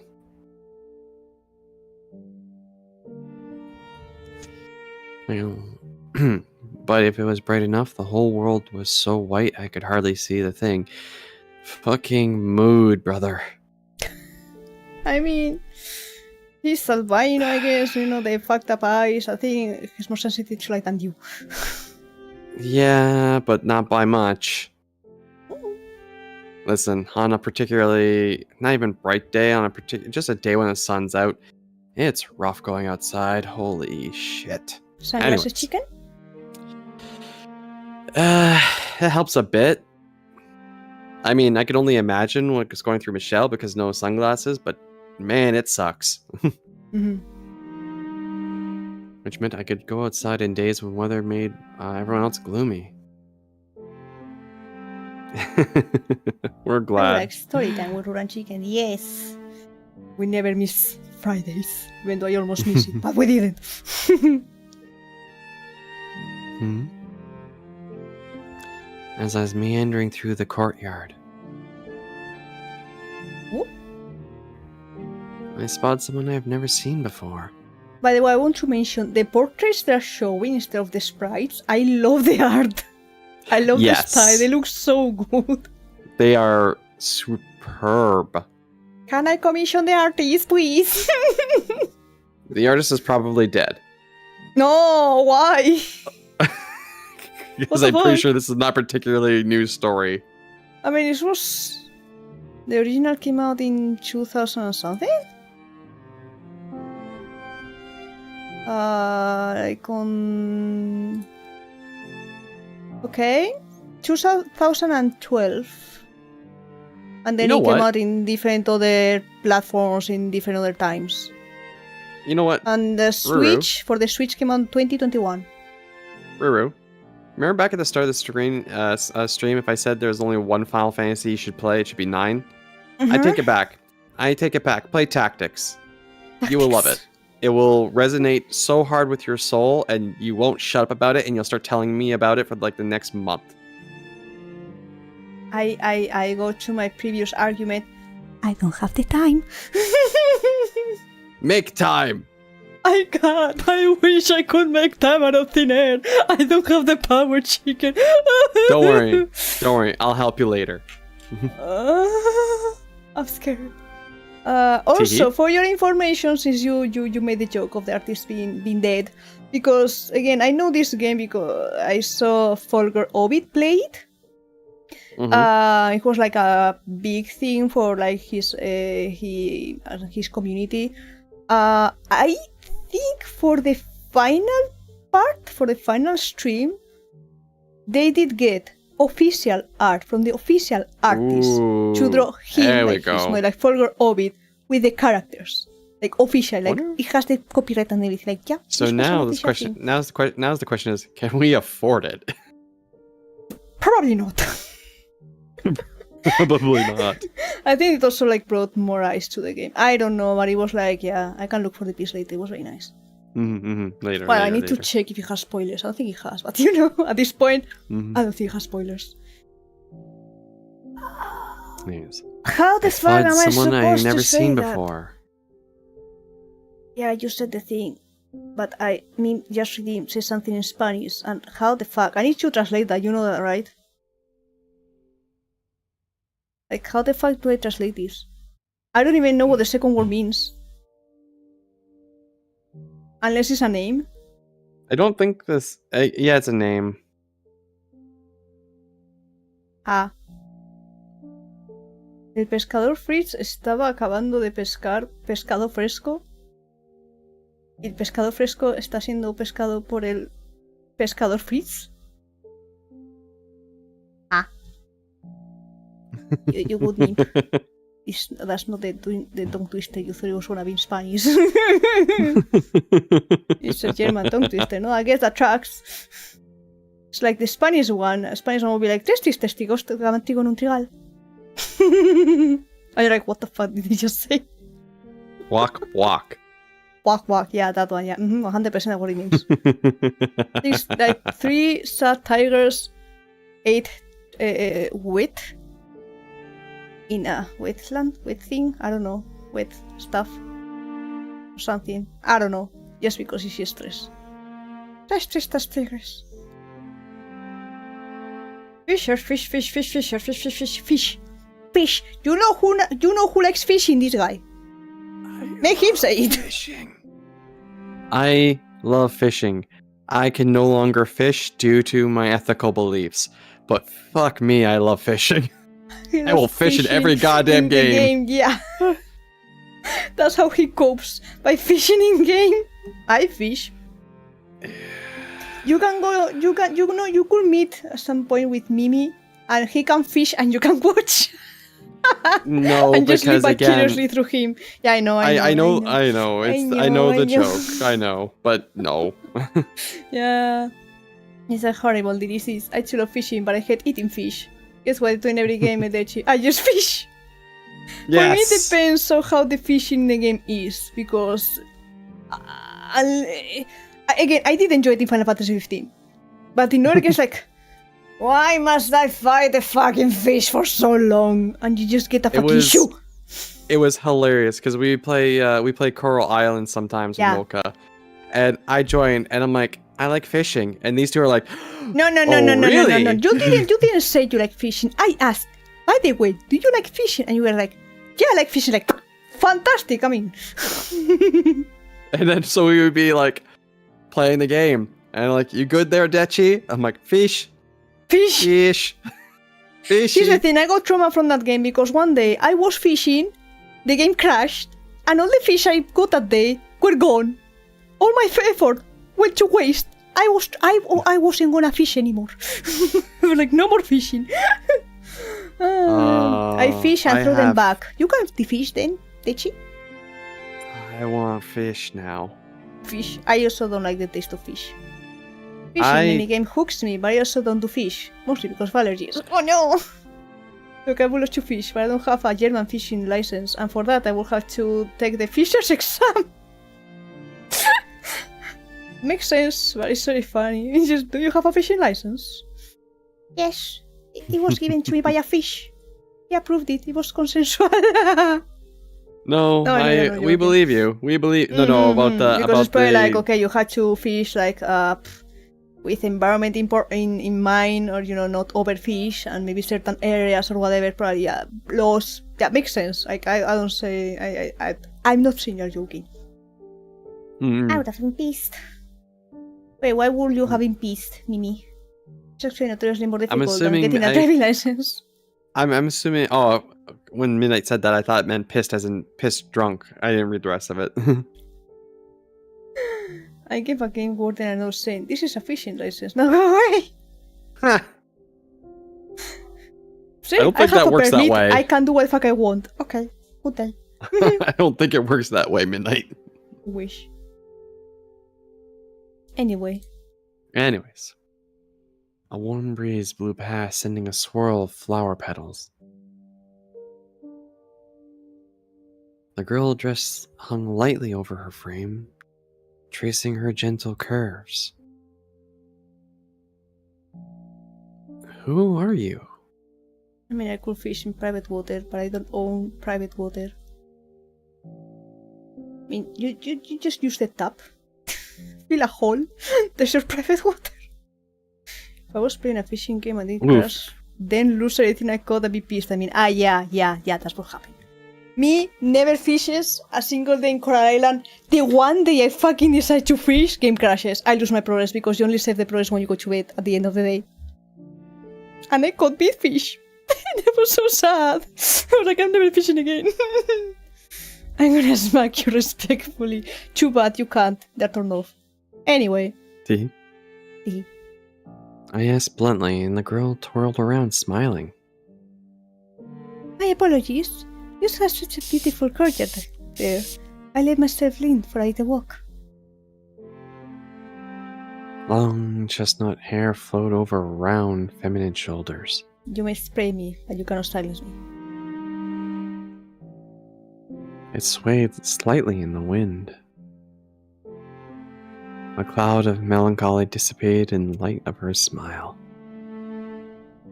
You must be Michelle. That's just as pretty as I heard. And you are? My name is Amy. So pleased to finally meet you. Finally meet me? What is she talking about? As I stood there baffled by this strange woman, she stepped towards me, kissing me softly on the cheek. I'm thrilled to make your acquaintance, Michelle. Her voice like someone pouring honey into my ear. Sticky. Sticky. Yeah, the game warden where I am doesn't like me because I keep giving them silly notes or doctor notes. I hope you take pictures of every note. Like a memento, like, yeah, I gave them this one that one time, and this one the other time, just a collection of notes. So I think I want to mention all the portraits. I like how Amy is. Isn't like the usual, like, the thirds. It's more like, a bit down. Mm-hmm. It's more variety. If I can find them, yes, hell yeah. Electrifyingly sweet. How did they know what the hell electricity is? This is literally in times of nights. You know that static thing when you touch someone's like, huh? Maybe that's the thing. I don't think they would figure that out. I don't know, maybe they somehow. would call you something else, but they are, modernized for the audience, which is us. Electrifyingly sweet. I'm George's fiancé. And it also stuck another needle into my chest. Wait, what that specifically? Maybe it's because he's The reminded fact of is that marriage. that he is smitten with her, and she's his brother's fiance. Mm-hmm. She was a noble girl by the name of Amy Jobert. Amy Jobert? But I have no clue. Though only 15, she was the very image of refined, polished to a shine. Yes, he does. Oh my God. I don't think that's the thing. No one had told me my brother was to be married. It came out of nowhere. It seemed like I was the only one who didn't know. Okay, that stings. That evening when the family gathered around the table for supper, Amy was there too. And they prepared an extravagant feast for the occasion. The girl is 15. Yeah, this is the olden times in which they're quite young when they get married. Wait, at least it's not Didier. Didier seems much older. Didier is probably 15 and George is probably 16. My bad. 18 and 15, my bad. Mm. Or 18 and 16, I mean. My father, Antonin, looked so proud of his two boys. Didier soon to receive his assignment and George soon to be wed. The banquet proceeded smoothly. Not a doubt in the air they were a happy family. But my mind was somewhere else. I found myself unconsciously chasing Amy with my eyes. Wait, you are right. I remember him saying that he had a crush on his brother's fiancé. Mm-hmm. I forgot. I forgot. Yuri? It could have been Yuri. Well, no, it wouldn't have been Yuri, but...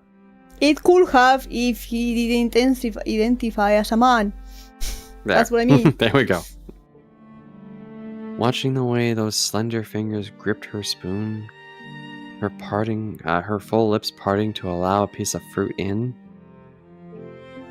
her deep red tongue visible for the briefest of moments, I think he needs to go have a shower. Oh my God. The way all the muscles in her face seemed to relax and bliss as sweet juices seeped into her mouth. Fuck me, dude. Bruh. Into her mouth. I was thinking, does he have any friends? Probably not. Probably He couldn't not. spend time No. with his brothers? He wasn't allowed to His go brother- outside. his brothers I don't are think his- nobody his actually brothers are his introduced only them to friend. like, hey, here's a friend of your age or something, which is a typical thing, I think. Let's put it this way. This is a fictional place in a fictional story. Mhm. There is so much culturally that is not included in the world building because it would not make sense to the narrative. Obviously. The way she spoke, so soft and gentle, letting each sound hang in the air just briefly before intoning the next. She was distinctly feminine, in a different way than my mother. Apparently, Amy was going to be living at the Bollinger estate for some time. Mother was pleased to have another girl around. Or more specifically, she was relieved to have found someone other than my brothers for me to spend time with. Jokes on her, I want to be with her. I assumed I would hate being around another girl. Surely she wouldn't be able to play chess after all. But for some reason, I felt much less suffocated around her than my mother.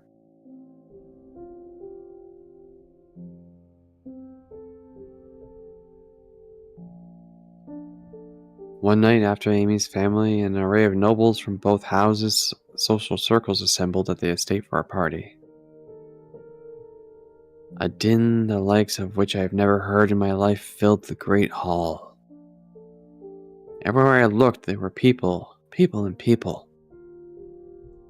Servants scrambled every which way, silverware clanged against dishes. It was almost constant hum. Voices from all directions. I felt moderately ill.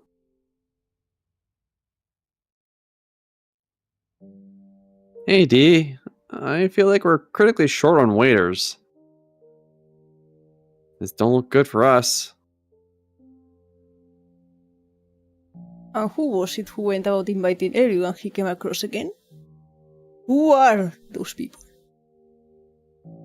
They're artists, like me. I met them at court. Let's see. We have some painters, composers, sculptors, troubadours, poets, writers, you name it. How many people have invited? Yes! Yes! Because it's not like a painter, a composer, it's just plural. All of these are plural. None of them have any connection to the Jouberts or Boniniers. Sure they do. They're my friends. And you know, this is me and Amy's party. You can play with your friends elsewhere. I hope you realize we have a reputation to uphold. Off in the corner, several men, presumably George's friends, gathered in a circle. They stood out from the other aristocrats, both in appearance and the air they gave off. Their clothes they wore, the embroidery hidden beneath their jacket cuffs, their manner of speech, the way they held themselves. They were simply put, a far cry from the hard-headed Didier ideal party's guests. Even watching them from afar, it was clear my two brothers ran in very different circles. The only reason headstrong Didier and free-spirited George were ever able to get along at all was because they were brothers. If they had been strangers, I doubt their paths would cross much, and if it did, those intersections would be quite rocky.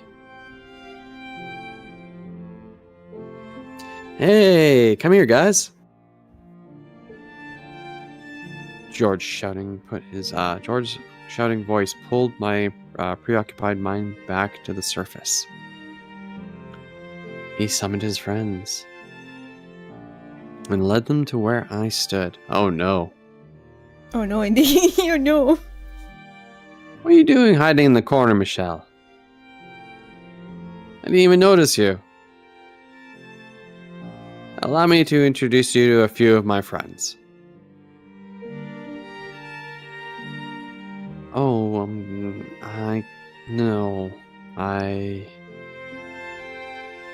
George put his hands on my shoulders, peeling me off the wall and standing me in front of his male friends. Socialization was the last thing on my mind. I searched for Didier, hoping he would come to my rescue, but he was off trading pleasantries, facing away from me. This is my baby sister, Michelle. Be nice. George, I don't. Jesus, the skin is more pale than I imagined. It's like something out of a fairy tale. And why have you never brought her with you to the court? She'd be a sure hit. No. I will hit him in the face. And how old are you now? 12, mayhap? Oh no. Now, don't treat the lady like a child. I'll have you know she's 14. All the more reason she should be out there making friends. The whole court flip if they knew you had such a gorgeous sister, Georges. Good old Georges. Hi, Darlonma. Aloha. Don't be a brute, my man. Our little angel has to be kept inside for personal reasons. Sounds like I haven't been showing the lady her due respect. I've yet to even properly introduce myself. How rude indeed.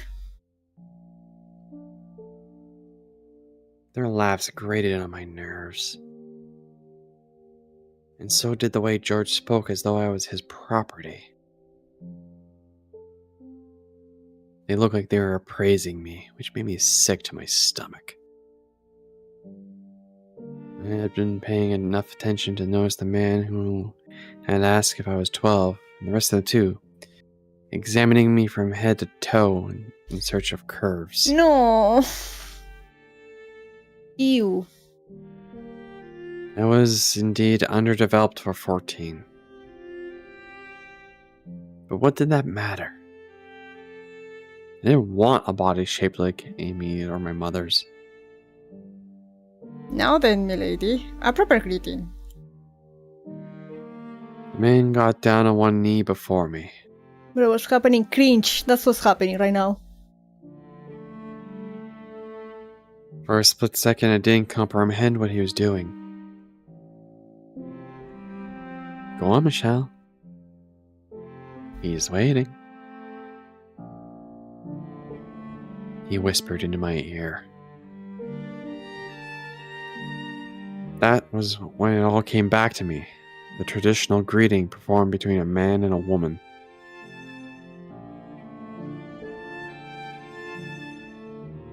Come on, Michelle. Don't tell me you forgot what to do.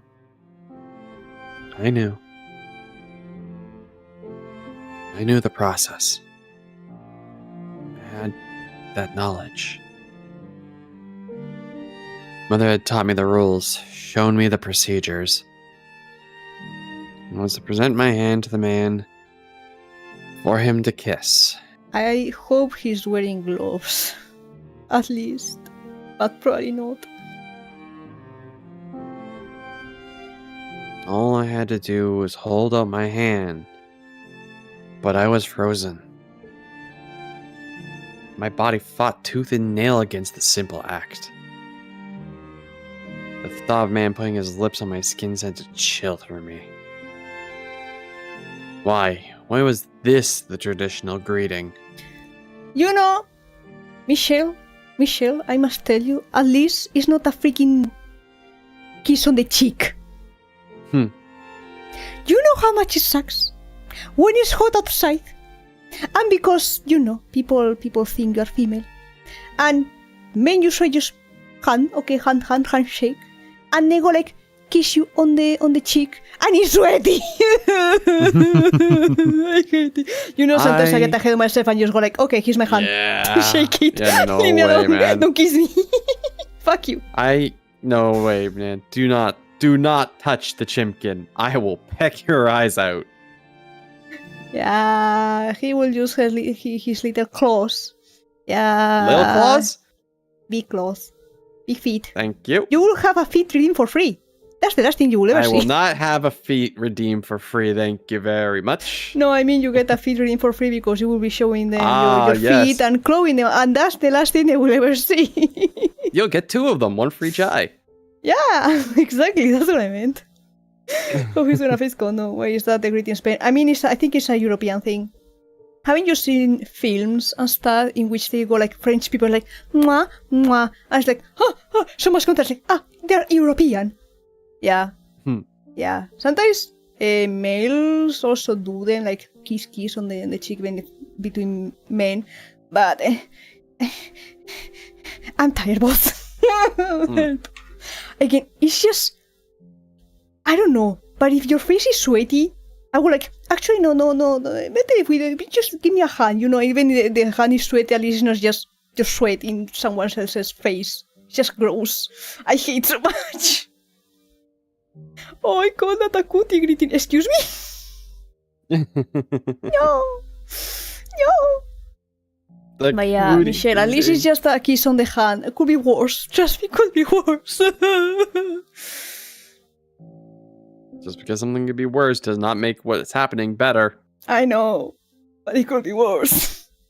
Why did I have to go through this? Michelle! But at the sounds of George's frantic voice, my arm creaked up from my side. Then I remembered that despite being his friends, they were still nobility. As wanting as his social interactions may have been, he still had a reputation to maintain. And I understood that. And I also understood that as their sister, it was my responsibility not to do anything that might tarnish either of my brothers' names. Also, by tradition, the man wasn't supposed to actually kiss the woman's hand. The proper way to do it required he simply mimic the act rather than make real contact. He's gonna make eye contact like 100%. Mm-hmm. That much I could handle. The man kneeling before me gave me an uncomfortable chuckle at my reluctance, shrugged, and reverently took my hand in his. And then... Licked it. No. Yeah. Looks like it. He pressed his lips firmly against my skin. Same feeling. I think, yeah, chicken, you can probably relate. As you mentioned, don't touch me. Hey, perfect character for you. I would kill you. In my Christian Minecraft server. In my Christian Palworld server. In which there are guns, which is extra funnier. I would kill you in my Christian Palworld server. They would be finding pieces of you for 6 months. And for 5 of those, you'd still be alive. Yay. What? Don't worry me.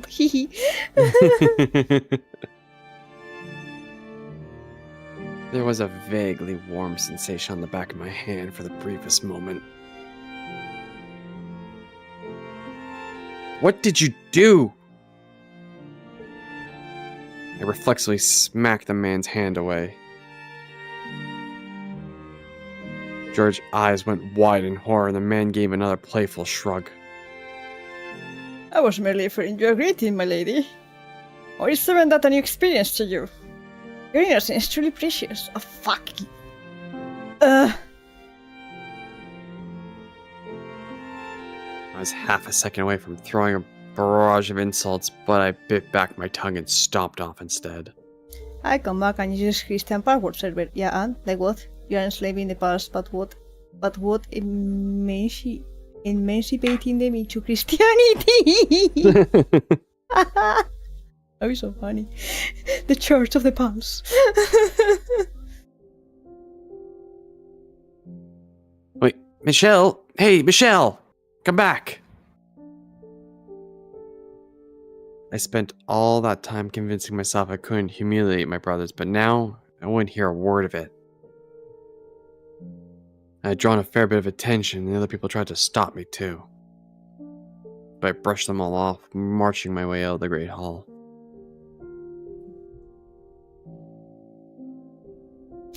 I'm worried we'll be here. Because it's late. I need food. It And is it's hot. late. And I think it's a good stopping point, just storming out of the place. Yep, Ew. storming out seems like a good spot for now. Kiss. No. Return to the entrance. Yes. Bum bum bum. See, you Mhm. were the white hair girl. Ah, you were right. You were right. You were right. I was the white-haired girl all along.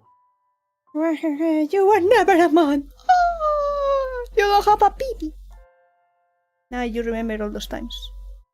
So what I'm hearing is I Certain- just need to cut the pee-pee off the man who kissed my hand, and then the problem's solved. And you can take it for yourself. I got a pee-pee now. Maybe not attached to my body, but hey. I have one. I will get a necklace of pee-pees of people who touched me. Pee-pee people. Pee-pee people. Okay, who's around to raid? Chicken, are we doing the stuff later? We are, in fact, doing the stuff later, so if you want to tell your audience about that, now's a good time. We're gonna be playing Power World. Dechi has a my 2 AM stream in which he was supposed to play .hack, but I was like, hey chicken, the patch for Power World dropped, and he was like, but what if we cancel Fata? I was like, no fucking way I'm canceling Fata for Power World. Why don't we cancel your thing? Why don't we people from your thing? I was like, because I don't want it to be stupid late for you. I don't care. Leave my Fata alone. We can play Chill Power World together. We can start a new Indeed. save because the 1.0 dropped. I logged in for just a moment to check because there were like new customization options. And I found a new pal at the beginning. It's a dog, it's very cute. But yeah, it was like on my own. But yeah, we will be playing later. Yeah, you will have Yes. double me today instead of only now and then disappearing Yes, today. double Ruru. Double me, yippee, to make up for the fact that I didn't stream yesterday because Aster had power issues. So that Yeah. is, yes, in about 3.5 hours, you can find Ruru over on my channel, where we'll be playing Power World with the new 1.0 update. It's going to be a great time. And depending on how it goes, some bonuses might happen. We'll find out. But I never That got a said- chance to raid you, so I took the opportunity to. Oh, power! Yeah, I know. It was nice. Thank you. That said, no, if you haven't already done so, I would strongly urge you follow the Get the cat. fucking roll. Join I'm the sorry Discord. about all the Get things a of the roll. schedule, but you know. Okay, at least you know what the fuck I'm up to. I'm consistent. Get You can be daily like, hey, cat where's pictures. Ruru? Where's the Ruru? I know where the Ruru is. And I point at the scale like, bro, it's fucking there. It's right fucking there. Please. I cannot put it in front of your face more than I already do. I also follow the chicken. You're not following already because you should. He's my partner in crime, in chicken crime, in visual novel crime. Yes. Yes. Okay, who the freak is around? So, I have a few people I can recommend, but you should find people that see that is good for the raid, for your style and your time. Oh my god, yeah, another one is also playing Power like Mumu Clover, who I'm not gonna raid into because they already have like 1,000 people watching. Playing Power. But let me check the EU VTubers. I like to use Fridays to look for EU VTubers. I know there's a few that I have already raided, but anyone. As long as they're not playing shoot. I don't like shooters, I'm sorry. I cannot read shooty. No, nap. Yes, take nap. Get nap. Marvel Rivals, Music, which is the one Pokemon Marvel Rivals, Dead by Daylight, Minecraft, Valorant, Power World. Hey, we can go to Power World from this thing to Power World, and then you can come back for other Power World. Let me check for how long this one goes though.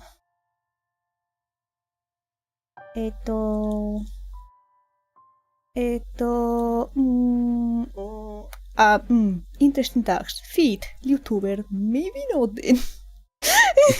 I mean, Nothing tell you against what. you, but... tell you what, let me do a quick check here because I can toss you someone. They're still good to go for a good while here. I mean, it's obviously your choice, but if you don't have anyone screaming at you, I mean, I have more people to check, but I was like... oh yeah, you go ahead. And nothing You against do the YouTubers, thing. but maybe it's a bit... I don't know, because I think there's level of YouTubers. There was Mhm. one that did come by my streams like at the beginning when I didn't really have that many people watching, and I checked them out. And the first thing I heard when I went in was like something nipples harder because they're cold. So I was like, I'm not comfortable in this place. Nothing against it. I was just like, you do you, but no. Like one thing is being flirty, one thing is having like innuendos, but straight up saying certain things like, no. Yeah, No. no worries. So yeah, if I want to actually read that one, I would like to get to know them a bit more.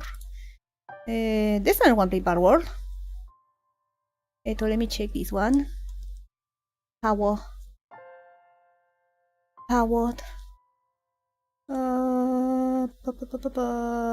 Gaming, chill. Mommy, I mean, there's nothing wrong with mommies.